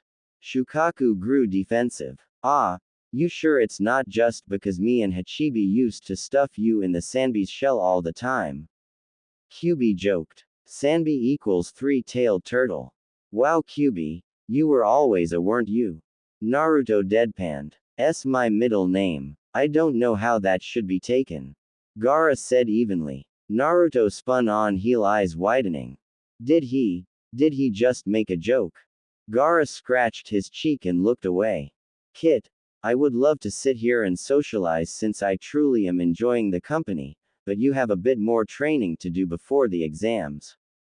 Let's get this over with now. Naruto groaned but nodded. He was honestly having fun with the 2 demons himself. Weird, right? Shukaku, you may not like it, but you will have to accept your fate. Escape is no longer an option from this child. Truly, I may have known it all along. But the sight of this damn worthless seal infuriates me. The accommodation of this place is terrible and the only entertainment I get is by having Gaara slay people. Can you blame me for being a little loopy? She sighed in defeat. If you're honestly not as bad as you've been these past few years, then you're not a little loopy, you've plunged off the deep end. Gaara spat glaring. Naruto chuckled. The fox was the same way, threatening to devour my flesh and such. Both demons blushed slightly and groaned. Give it a rest, Kit. Now down to business. A calligraphy brush and ink appeared, falling into Naruto's hands. All you have to do is smooth the lines of that seal and add several that I tell you to. What are you doing? Shukaku asked. Even though I think you're an ugly, fat, disgusting rodent, I'm going to make your imprisonment a bit more bearable. The rest is up to you and your container. The Aikibi scoffed at the insult but didn't argue. Naruto set to work, concentrating hard as it was the first time he was doing seals. Of course he wouldn't be able to duplicate them anytime soon, nor would he have been able to do a seal from scratch. With the Kyuubi coaching him it was made simple, but it wasn't an art Naruto would be able to learn quickly, even if his father was a seal master. Is this it? Naruto asked and got a nod from the fox. Now I'm going to give you a bit of my chakra so you can power it up. Place your hand on the seal and begin channeling chakra into it. Naruto did as told. Blue chakra began to feed into the seal and the bars of the prison began to creak and groan. Soon, red chakra began to blaze around the seal and the bars shined like new. The bars extended and grew, making the cell itself bigger. Once it was done, it was just a bit smaller than the Kyuubi's. Naruto, I can't thank you enough for this, Gaara said as tears actually left his eyes. He wiped them away quickly, trying his hardest to hold his stoic demeanor. It failed as Naruto put a hand on his shoulder. I haven't slept in years. Then let's get out of here so you can get a quick nap in before the exams. Naruto stated with a smile. He was happy for Gaara. But more so, he felt like he had truly taken a step to becoming a great shinobi. Being able to help another person who was just like him, it brought the greatest sense of pride and joy to him that he'd ever felt in his life. To him, he had just become Hokage. Comparing the looks of Gaara from the day before and then, he knew that he had truly done something worthy of his father. Maybe even greater. This is what I want. This is how I'm going to live my life. He thought proudly. Wait, Naruto. There's something that I must tell you though. Gaara said, finally falling back into his monotone, though he held a small smirk now. My father, the Kazekage, he has allied with Otogakur in an attempt to stage an invasion against Konoha during the exams. They planned on using me to distract you all while he and a monster known as Orochimaru slayed the Hokage. Orochimaru. The Orochimaru of the Sannin that went rogue a few days before I was born. Orochimaru. Yes. He is in disguise as a grass ninja, but his ultimate motive remains unclear to us all. This is bad, Naruto thought. There's no way in hell Konoha is ready for an invasion from both Suna and Oto. What are you going to do, Naruto? Gaara asked, not knowing how things would play out. He knew even if Naruto went to the Hokage, it wouldn't change a thing. The pieces were almost completely set. I'm going to tell the Hokage, but not until after the exams have started. We don't want to draw attention from the wrong people. Plus, we should let the exams continue as normal to let your father and Orochimaru think that things are going exactly as they planned. That's brilliant, Kit. Your thinking is becoming quicker. I'm a fox, I'm supposed to be cunning. Naruto said with a grin. It was true. Though he didn't call himself a nine-tailed demon, he had to admit that foxes and strangely enough toads were his favorite animals. If that is all, then I would like to get some rest, Naruto. Gaara called, drooping slightly. Naruto agreed and the two Jinchuriki decided to part ways. End flashback. Both the Hokage and Anko sat in both shock and horror. The story itself seemed so unbelievable, but at the same time they could tell that Naruto wasn't lying. Feeling his chakra, they knew that he wasn't being influenced by the demon either. But both older nin also had their own lines of thought about the information that was just revealed. The Hokage held a pensive look, staring sternly ahead. So Orochimaru and the Kazekage are staging a coup. I doubt that Suna would truly betray us like this, so Orochimaru must be threatening them. This is most disturbing, but Naruto's plan does seem the most viable. I can silently prepare my own forces, but research must be done first. He sighed, knowing that he couldn't rely on the Kazekage's children without getting themed. In the words of Shikamaru, this was very troublesome. Anko sat silently, her eyes on the ground. Naruto looked over to her and frowned. From the research that he had been doing, he knew that Anko was the last apprentice of Orochimaru. I was only 8, she thought, gritting her teeth. 8 years old and in love with that son of a bitch. Tears entered her eyes and her nails dug into the armrests of the chair. Anko-chan, I know how you must feel. The pain, Naruto began, but Anko turned a hard glare on him. How do you know how I feel? I was betrayed by that snake bastard. What the hell would you know? I was an orphan. I was alone and he was the only one that acted like he cared for me. What the would you know about pain? Anko stopped short as she saw the look on the genin's face. The clone stood and dispelled itself. Anko's eyes widened as she realized what she had just said. Her heart actually hurt. The look on the face of the clone before it vanished was just like hers once she found out that Orochimaru had betrayed the village. Anko, Sarutobi spoke low. Be calm. Naruto is not one to stop. I don't need any holier than thou shit, no offense. I'm a Jonin and should have handled that better. She stood and bowed to the Hokage. I'll go talk to him once he reaches the tower. You may have a chance to do so sooner. Because of the fact that Orochimaru is indeed in the village, we can't just allow him to have free roam in the forest of death. We'll need a covert surveillance group in there ASAP. He sat up in his chair, a dark look upon his face. Orochimaru will not have his way. Naruto, Sasuke, and Sakura had been traversing in complete silence. The last two were thinking of their usually exuberant comrade and his newly found don't give a shit attitude. Sasuke was actually worried about the blonde, thinking that it was something they had done to make him act that way. He didn't respond the same to his taunts of Dobi and even refused to make eye contact anymore. It was true that he and Naruto were bitter rivals, going as far as to promise each other they wouldn't die just so they could fight against each other one day. His Uchiha pride had always made him feel like he was better than him, but now he was wondering what could have made the blonde so distant.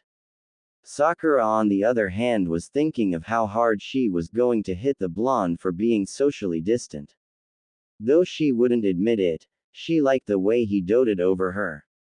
With all the times Sasuke had rejected her, she needed someone there to act like they cared for her. She was still too naive to think of what her rejections would do to the Jinchuriki. Suddenly, Naruto dropped down into a clearing. His two teammates followed swiftly, anxious to see what the problem was. What is it now, Dobi? Sasuke asked, though with less criticism. Go on ahead, Naruto stated darkly. What do? Sakura began but saw his fist clenched tightly. She saw his shoulders trembling, as if he were about to cry. Naruto, what's wrong? Just go, he called, his voice quivering and laced with malice. Sasuke felt his building ki and swallowed. Sasuke walked over to Sakura and grabbed her arm. Let's go, he said. But what about? Sasuke shook his head. He jumped into the trees and Sakura followed. She looked back only to see Naruto's hair blocking his face. Tears fell slowly. As his two comrades left his view, he turned towards a tree to his right. I know you're there. Just come out and do what you need to do. Naruto spoke bitterly. Amazing that you were able to sense us. I wonder if your flames of youth burn as bright as Sasuke's. Rock Lee shouted as he landed in the clearing. Who are you? Naruto asked as he never let his guard down. Ten and Neji followed behind Rock Lee. We're Team Guy. I'm Ten, that's Rock Lee and this is Neji. The girl spoke, giving Naruto a warm smile. Neji turned away coldly. That Sasuke person has gone ahead, Lee. We have no reason to be here with fodder. Naruto's brow twitched. Fodder. That is most unyouthful Neji-kun. My deepest apologies. Uzumaki Naruto. Naruto said before flashing through hand signs and creating a dozen clones. Team Guy jumped back, getting into their battle positions. Hey, what are you doing? We didn't come here to fight. Ten called. Naruto was silent. Neji noticed that he wasn't looking at them and activated his Byakugan. Neji. Ten gasped. He held a finger to his mouth. Naruto nodded. We're surrounded. Hinata, Shino, and Kiba had made it a good distance into the forest, deciding to make it close to the tower before they began to acquire the opposite scroll. They landed in a small clearing, Hinata scanning the area with her Byakugan before giving the sign for clear. Kiba instantly fell to his back, Akamaru laying on his chest. Man, I'm beat. We haven't traveled that fast since that day Kurenai-sensei caught us peeking in on the hot springs. He called with a chuckle. Correction. She caught you peeking in on the hot springs. Shino said as he settled down for a quick rest as well. His gaze left his uninhibited comrade to settle on their female partner. She was standing still in a pose that he hadn't seen before. 64 palms defense, her eyes were closed and she held one hand in front of her face in a single hand sign. Shino's bugs began to stir unpleasantly. Hinata, what is it you are about to do? Kiba looked over as well as he saw Hinata stock still, deep in concentration. You okay? He asked. The wind began to blow and leaves began to drift all over the clearing. As many of them surrounded Hinata, she slowly put both hands out to the side. Shino stood up as Kiba just looked on confused. Shino, what's going on? Kiba asked, moving to a sitting position. Shino's bugs grew irate. A defense and offense that can even stop my Kikaichu. He said almost as a question. Hinata's eyes flared open, Byakugan instantly activating. Suddenly her arms became blurs and the leaves around her began to be shredded to bits faster than the normal eyes could see. Hinata's face contorted into rage as she tried her hardest to keep the jutsu going. Her arms were beginning to slow as sweat dripped from her face. Her two teammates watched in stunned silence as she finally stopped, dropping to her knees. It's still not good enough, she thought, tears entering her eyes. I won't be ready to face Neji without it. Hinata, what was that? Kiba called out in amazement. That is unlike any technique I have seen before. Did you create that? Shino asked. Yes. It's supposed to be a counterattack to swarm techniques, and to the 64-palm jutsu of my clan.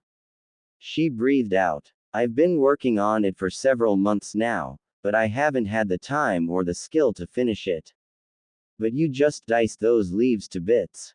That's amazing. Kiba shouted. Keep your voice down, Kiba. Hinata said as she moved to a sitting position. Her chest bounced slightly, making Kiba hold his nose in fear of blood. I neglected my training. That technique should have been done by now. Shino frowned and faced away from his teammates. His analysis of the attack showed that she had used very little chakra when she started. From what his bugs told him, she used two extremely thin chakra blades and used her flexibility to move them at extreme speeds in a 360-degree rotation. His bugs were dead scared of the technique, and she did say it was a counterattack to swarming jutsus. The only drawback that he saw was that Hinata hadn't kept it going for very long. Hinata, that was acceptable. The skill level and nature of that attack greatly increase the effectiveness regardless of the time that you can sustain it for. Hinata nodded. That's nice, Shino-kun, but my goal is to be able to move while performing the technique. In that sense, I'm sorely behind. Shino nodded, seeing as how that was a problem. He had no advice to give her, seeing as she was probably the best close-ranged fighter out of all three. Kiba was a mid-ranged fighter and of course he was the long-ranged. Hinata was technically their first line of defense. Even with Hinata's training, Shino was worried for the girl. She hadn't completely changed, but she was much different than she was a few days prior. He didn't want her to do anything that she couldn't handle, and her new attitude, though more worthy of being a shinobi, was not going to be able to cater to her emotions as well. She seemed more distant than before, and from the start of the exams, she seemed to rarely smile. Hinata was like a little sister to him, so this truly upset him. Hinata, what is the reason for your sudden change in attitude? Shino asked bluntly. Kiba frowned as they gazed upon Hinata. The Hyuga heiress herself looked down and crossed her legs. It's nothing. Just a few misunderstandings is all. She replied. Misunderstandings with whom? Shino asked. Kiba sighed and laid back down. Naruto. Hinata blushed and rose an eyebrow. How would you know that? She asked. Honestly, I don't think there's anybody in the village who doesn't know you have a crush on him. If you're acting differently so suddenly, it has to have something to do with him. Besides, you and him were the only two left in the academy after the written exam. Kiba called. What happened between you two? Shino asked. This is why we don't let you lead on missions. A young teen with glasses and short black hair called. He sighed and scratched his head as he looked around. Well, excuse me. I didn't expect to get lost from just going forward. A girl just as young, short turquoise hair with a ruby clip called. She had on a red and white tank top and white forearm protectors. She wore white baggy pants that slightly hung off her hips and wore her forehead protector on her arm like Shikamaru. Would both of you shut up? I'm trying to sleep. The third and last member of the team called. He had on a long white shirt with a short blue jean jacket over it. He wore blue jeans and wore his forehead protector around his neck like a collar. When he opened his eyes, the irises were yellow and his pupils were slit-like. Seriously, Train, do you have to do that creepy eye thing right now? The first teen called. Shut up, Yuryu. He shot back, his eyes returning to their natural brown. The young girl sighed and fell to her back. Aw man, at this rate, I won't be able to get any ramen today. She called and her stomach grumbled. Both of her comrades' sweat dropped. Fu, you ate 12 bowls before we got here. Mr. Ichiraku was crying tears of joy on how much of our money you spent. Yuryu said, pushing his glasses up. Yeah, he said it was amazing that there was someone else in the village that could eat as much as, what's that kid's name? Naruto. Train finished. He dropped down from the tree he was sitting in and stretched. Fu's stomach growled again. She looked up at her two teammates with fake tears streaming down her cheeks. Feed me. Suddenly, Yuryu paused, turning on spot. Be quiet, someone's coming. He instantly jumped back into some bushes, Fu and Train following swiftly. Seconds later, a team, Naruto's team, dropped into the clearing they had just entered. They watched silently as the short one with blonde hair seemed to get upset and tell his two teammates to go on ahead. What's up with him? Fu whispered, but neither of her teammates responded. She frowned and rose an eyebrow when they didn't answer and turned around. Looking back, she found both of her teammates bound and captured by enemy ninja. In the clearing, Naruto now stood with Neji and the others. Tenten looked around startled, finally registering the many chakra signatures around them. Surrounded? She asked, placing a hand on her weapon's pouch. Naruto quickly pulled a kunai and chucked it to his left. Most likely shadow clones, he said as he jumped back as the area where he had thrown his kunai exploded. But that would mean our enemies are well beyond genin level, it has to be Orochi. Help! The voice of a young girl came from somewhere within the forest, stopping Naruto before he could continue his assault. It was enough time for the enemy to show themselves. The grass nin team from earlier dropped down from the tress, revealing that they were indeed clones of each member. Well, this just got a whole lot easier. Tenten said with a small smirk. Foolish girl, you shouldn't underestimate us, unless you want to end up like this team. The nin threw Fu and her team down in front of Naruto and the others. Naruto gazed down at Fu, who seemed to be in pain. He frowned for a second before a smile began to overtake his face. Wow, you guys really did up, he said as he began to take several steps back. Team Guy rose eyebrows at Naruto's demeanor. So you sensed it too, Kit? The fox asked inside of his mind. Naruto mentally nodded, seeing the girl growing angry on the ground. But we can't let her have all the fun. Hey, Lee, I bet I can take out more than you in 5 minutes. Naruto goaded. This instantly got a reaction as the bushy-browed teen's eyes burst into flames. How youthful to make this into sport. I shall accept your challenge, Naruto-kun. And if I cannot defeat more than you, then I shall do 1,000 curls. And if I cannot do 1,000 curls, I will complete the rest of the Chunin exams while carrying Tenten on my back. A second later and a mace had collided with the back of Lee's skull. Like hell you will, Tenten shouted. It seems they are ignoring us. The grass ninja with his eye covered like Kakashi said. The others agreed by chuckling sinisterly. An action they won't live to regret. The leader said through his gas mask. Hey Fu, you okay? Naruto asked the girl as she slowly undid her own bonds. Looking closely, he saw that she had what appeared to be a wasp stinger protruding from her wrist. How do you know my name? She asked startled. Shichibi. He and Kyubi are good acquaintances. He said naturally. Fu ed an eyebrow. So you are a Jinchuriki. I couldn't be sure. Well, what's your name? Before the two could continue their conversation, the army of grass nin clones began to rush in. Naruto and Fu turned, getting back to back. A spark shot through them both, making their eyes widen. That was weird, they thought simultaneously. Naruto could hear the fox laughing inside his head for an unknown reason. He ignored it and prepared for battle. As the first nin came into range of Naruto and Fu, Naruto felt the girl relax her body. She took one step forward, and let loose a barrage of blinding punches and kicks onto the enemy.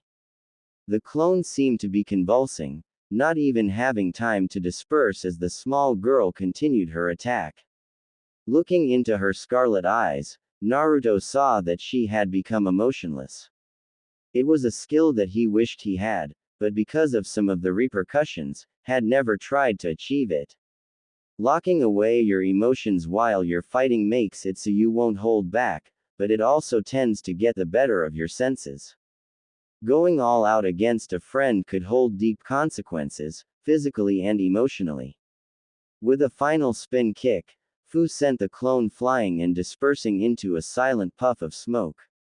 Naruto looked over to Team Guy to see them dispatching of the clones, quickly and efficiently. Lee was tearing through them as if they were paper while Tenten made his jaw drop by how beautiful and fluently she handled two kodachis. Neji was swiftly spinning about his opponents, apparently jabbing at their body. Naruto rose an eyebrow as he noticed that it was the same way Hinata fought in the academy, albeit much faster. Looking at all four of the people around him, having fun with their would-be ambushers, Naruto felt a pang of guilt rush over him. He had just decided to get serious while these guys had been serious all along. Even by the way Fu was going about decimating her foes, he knew that she had never played around with her future. Naruto, look out! Fu shouted and dived on top of him just as large snake soared over his head. Naruto looked up with wide eyes as the snake landed behind them, turning to face its prey. The snake was as big as car and about 30 meters in length.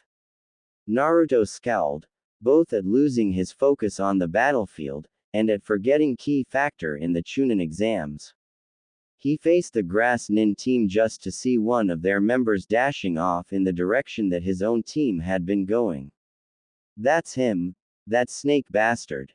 Naruto groaned inside his head.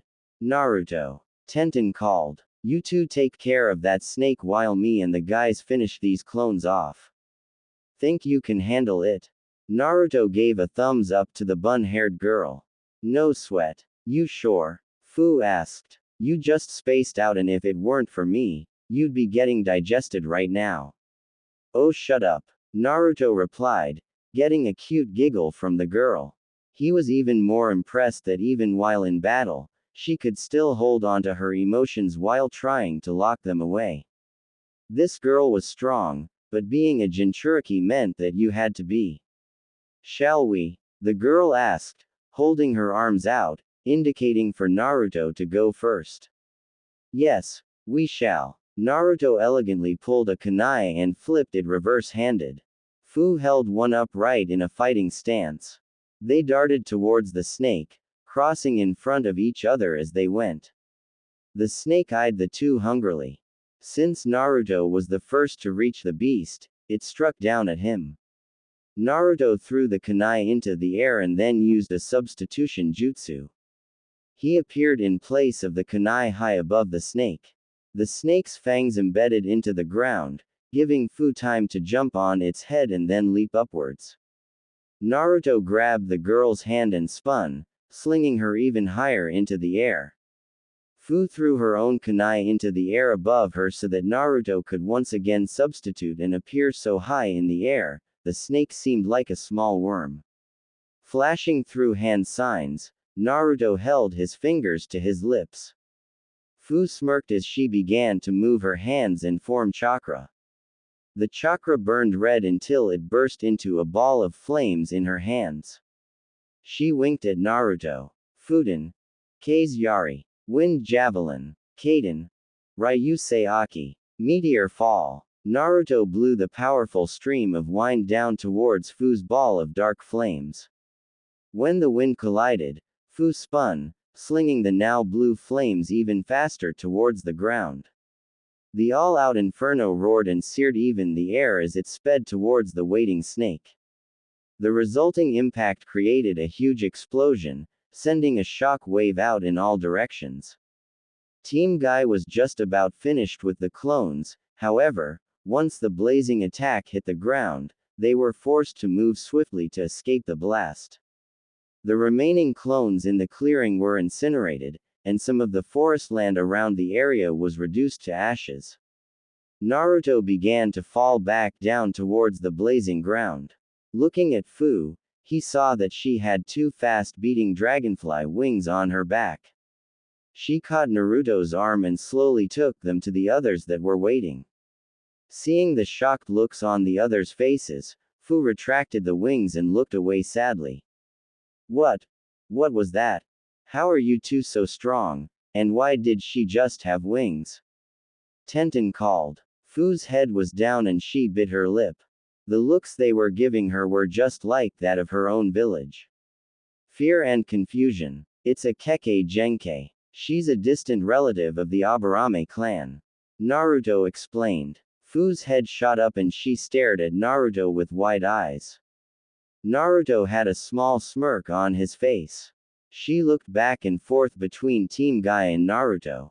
Kekkei Genkei? Neji asked skeptically. Yeah, my parents were from Takigakure, before it turned into a Megakure.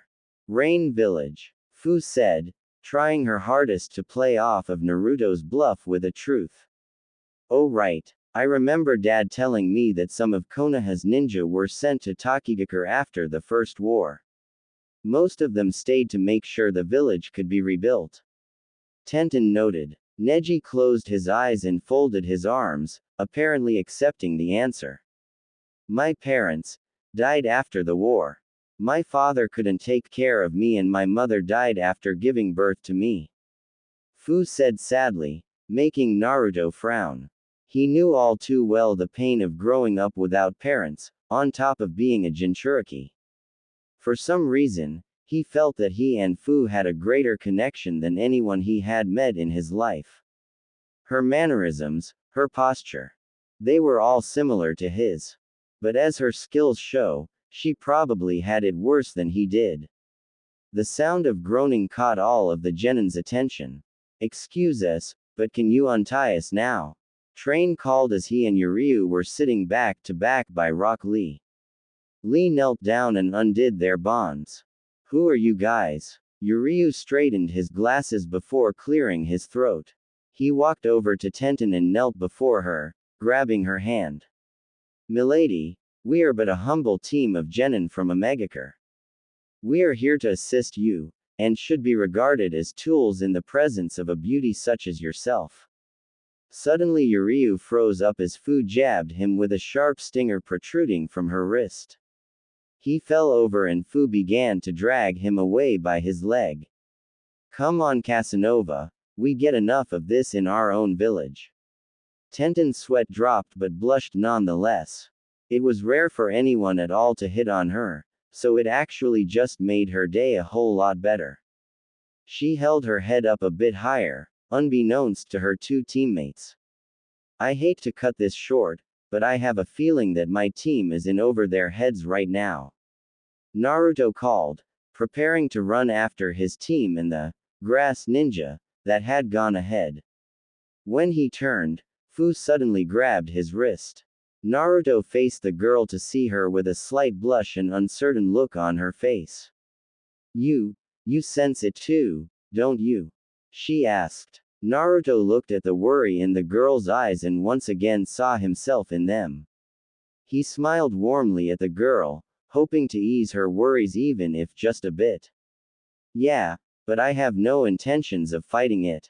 I promise. The girl looked at him for a second longer, still unsure.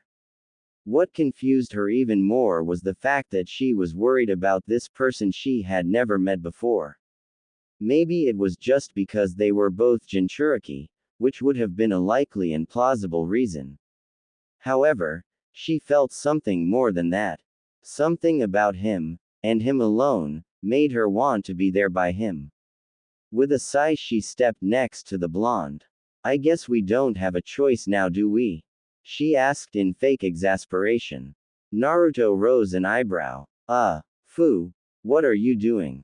What does it look like?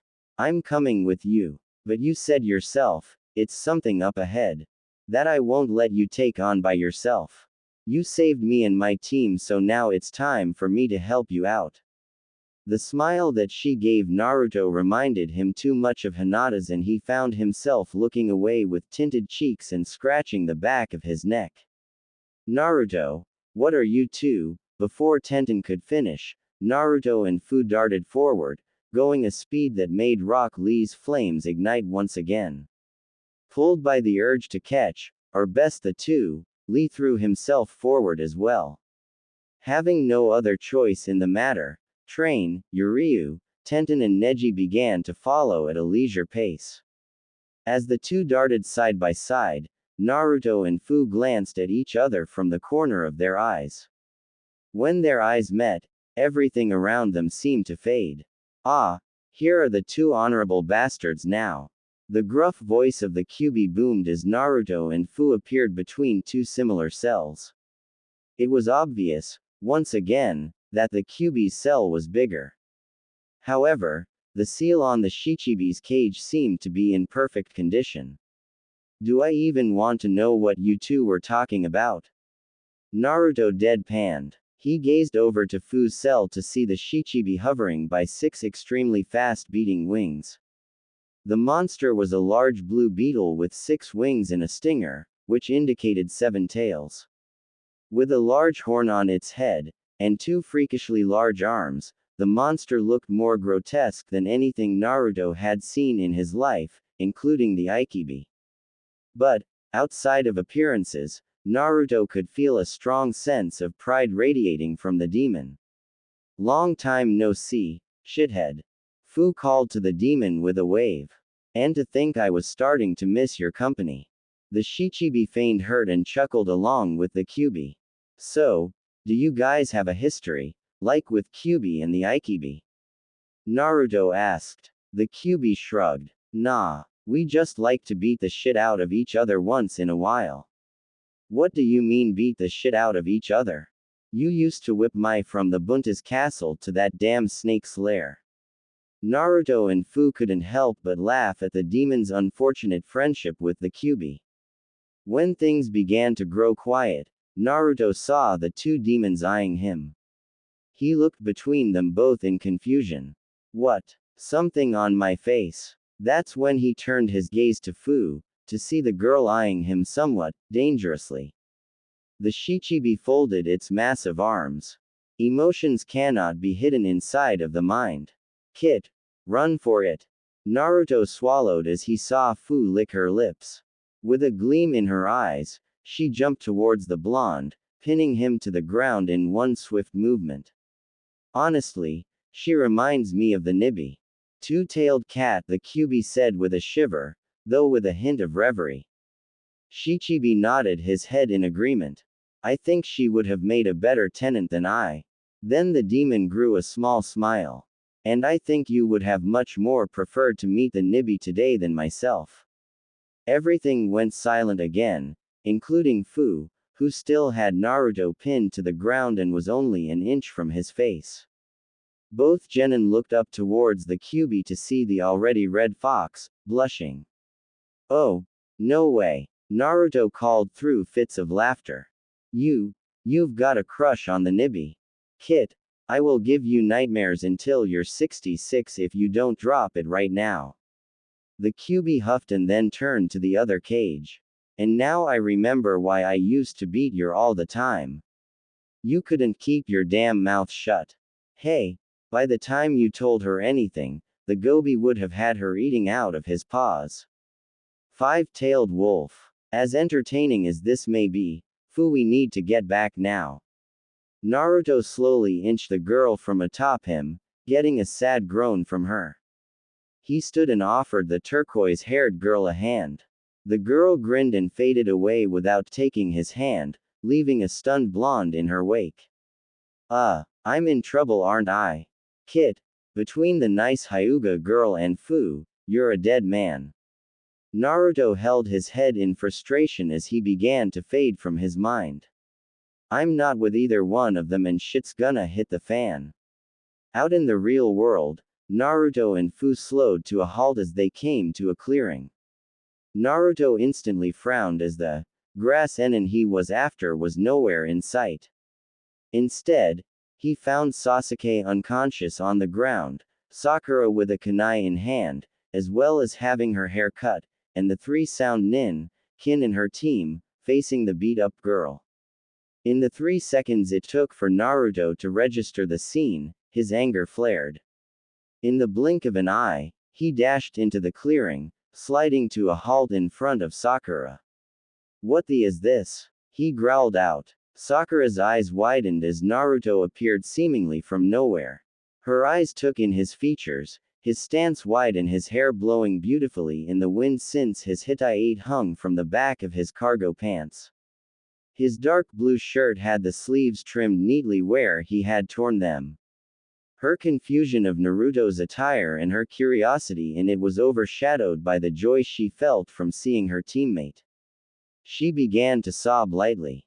Naruto. It's all right, Sakura. I won't let them hurt you anymore." Naruto spoke darkly. Everyone whom had come with Naruto watched the scene from their positions around the clearing. Naruto could even feel Shikamaru and his team nearby. Naruto eyed the 3 sound nin in front of him. His glare pierced all 3 of them as his eyes began to tint from blue to red. "Naruto," Kin whispered, taking a step back. Is that the Sharingan? The mummy-like one asked to no one in particular. I'm not waiting to see. The last one shouted and held his palms forward. There were holes in his hands and he laughed hysterically as he blasted a sound wave at Naruto and Sakura. The ground exploded where Naruto had just been, throwing dust up all around the clearing.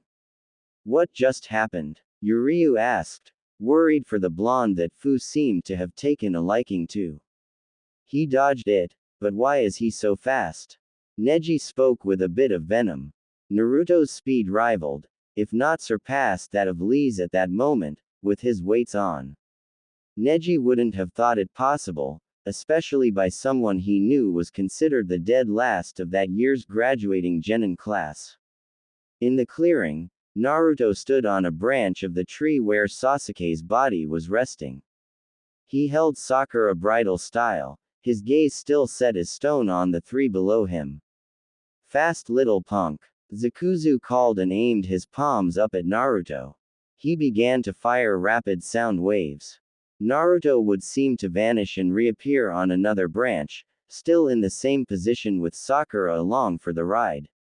The pink-haired pre-teen was beaming. The wind blowing through her hair as Naruto sped around the moves made her feel like she was flying. She hadn't yet noticed his eyes. Stay still, damn it. Getting frustrated, the sound nin threw a kunai with an exploding tag up at the tree.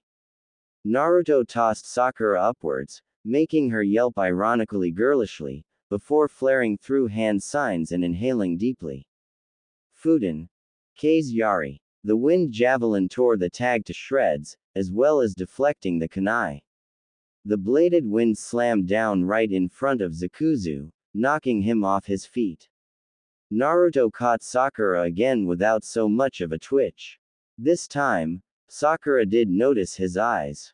Her gaze turned to a bit of confusion and horror. His shining red eyes may have been pretty, but the feral glow of them chilled her. The blonde dropped down to the forest floor. He walked over to the indentation of the tree and set Sakura down, ignoring the way her eyes never left his face. He slowly walked back to his initial position as the tense sound team eyed him warily. They were all having second thoughts. Naruto. Kin whispered again. His eyes frightened her beyond anything she had felt in her life. When she was directly in his sight, she completely froze. Why are you attacking my team? For a second, all she could hear was the silent whistle of the wind as it slowly began to build in the forestland. The rustle of fallen leaves grew louder and the smell of both nature and ninja began to overload her senses. Naruto's question slowly began to register, but all she could do was gaze upon his glowing red eyes. The wind pushed leaves past him, and it looked as if nature itself refused to touch the boy. The overhead canopy cast rays of light throughout the clearing, yet none of the peak light touched the blonde Jinchuriki. Stand aside, Dobi. Sasuke's voice snapped Kin from her fright-induced stasis. But she almost fell right back into it as she caught sight of the Uchiha. Black flame-like markings were spreading over his face and arm. A sickening purple chakra seemed to be flowing around him. She knew what that meant. Sasuke was using Orochimaru's curse seal. Sasuke. With both the Kyuubi's chakra and the tainted chakra of the curse seal bellowing in one area, everyone around felt the cold air of death wash over them. Even Fu fidgeted as the mixed chakras made the Shichibi writhe in his cage. No one except for Fu knew exactly what they were looking at in that clearing.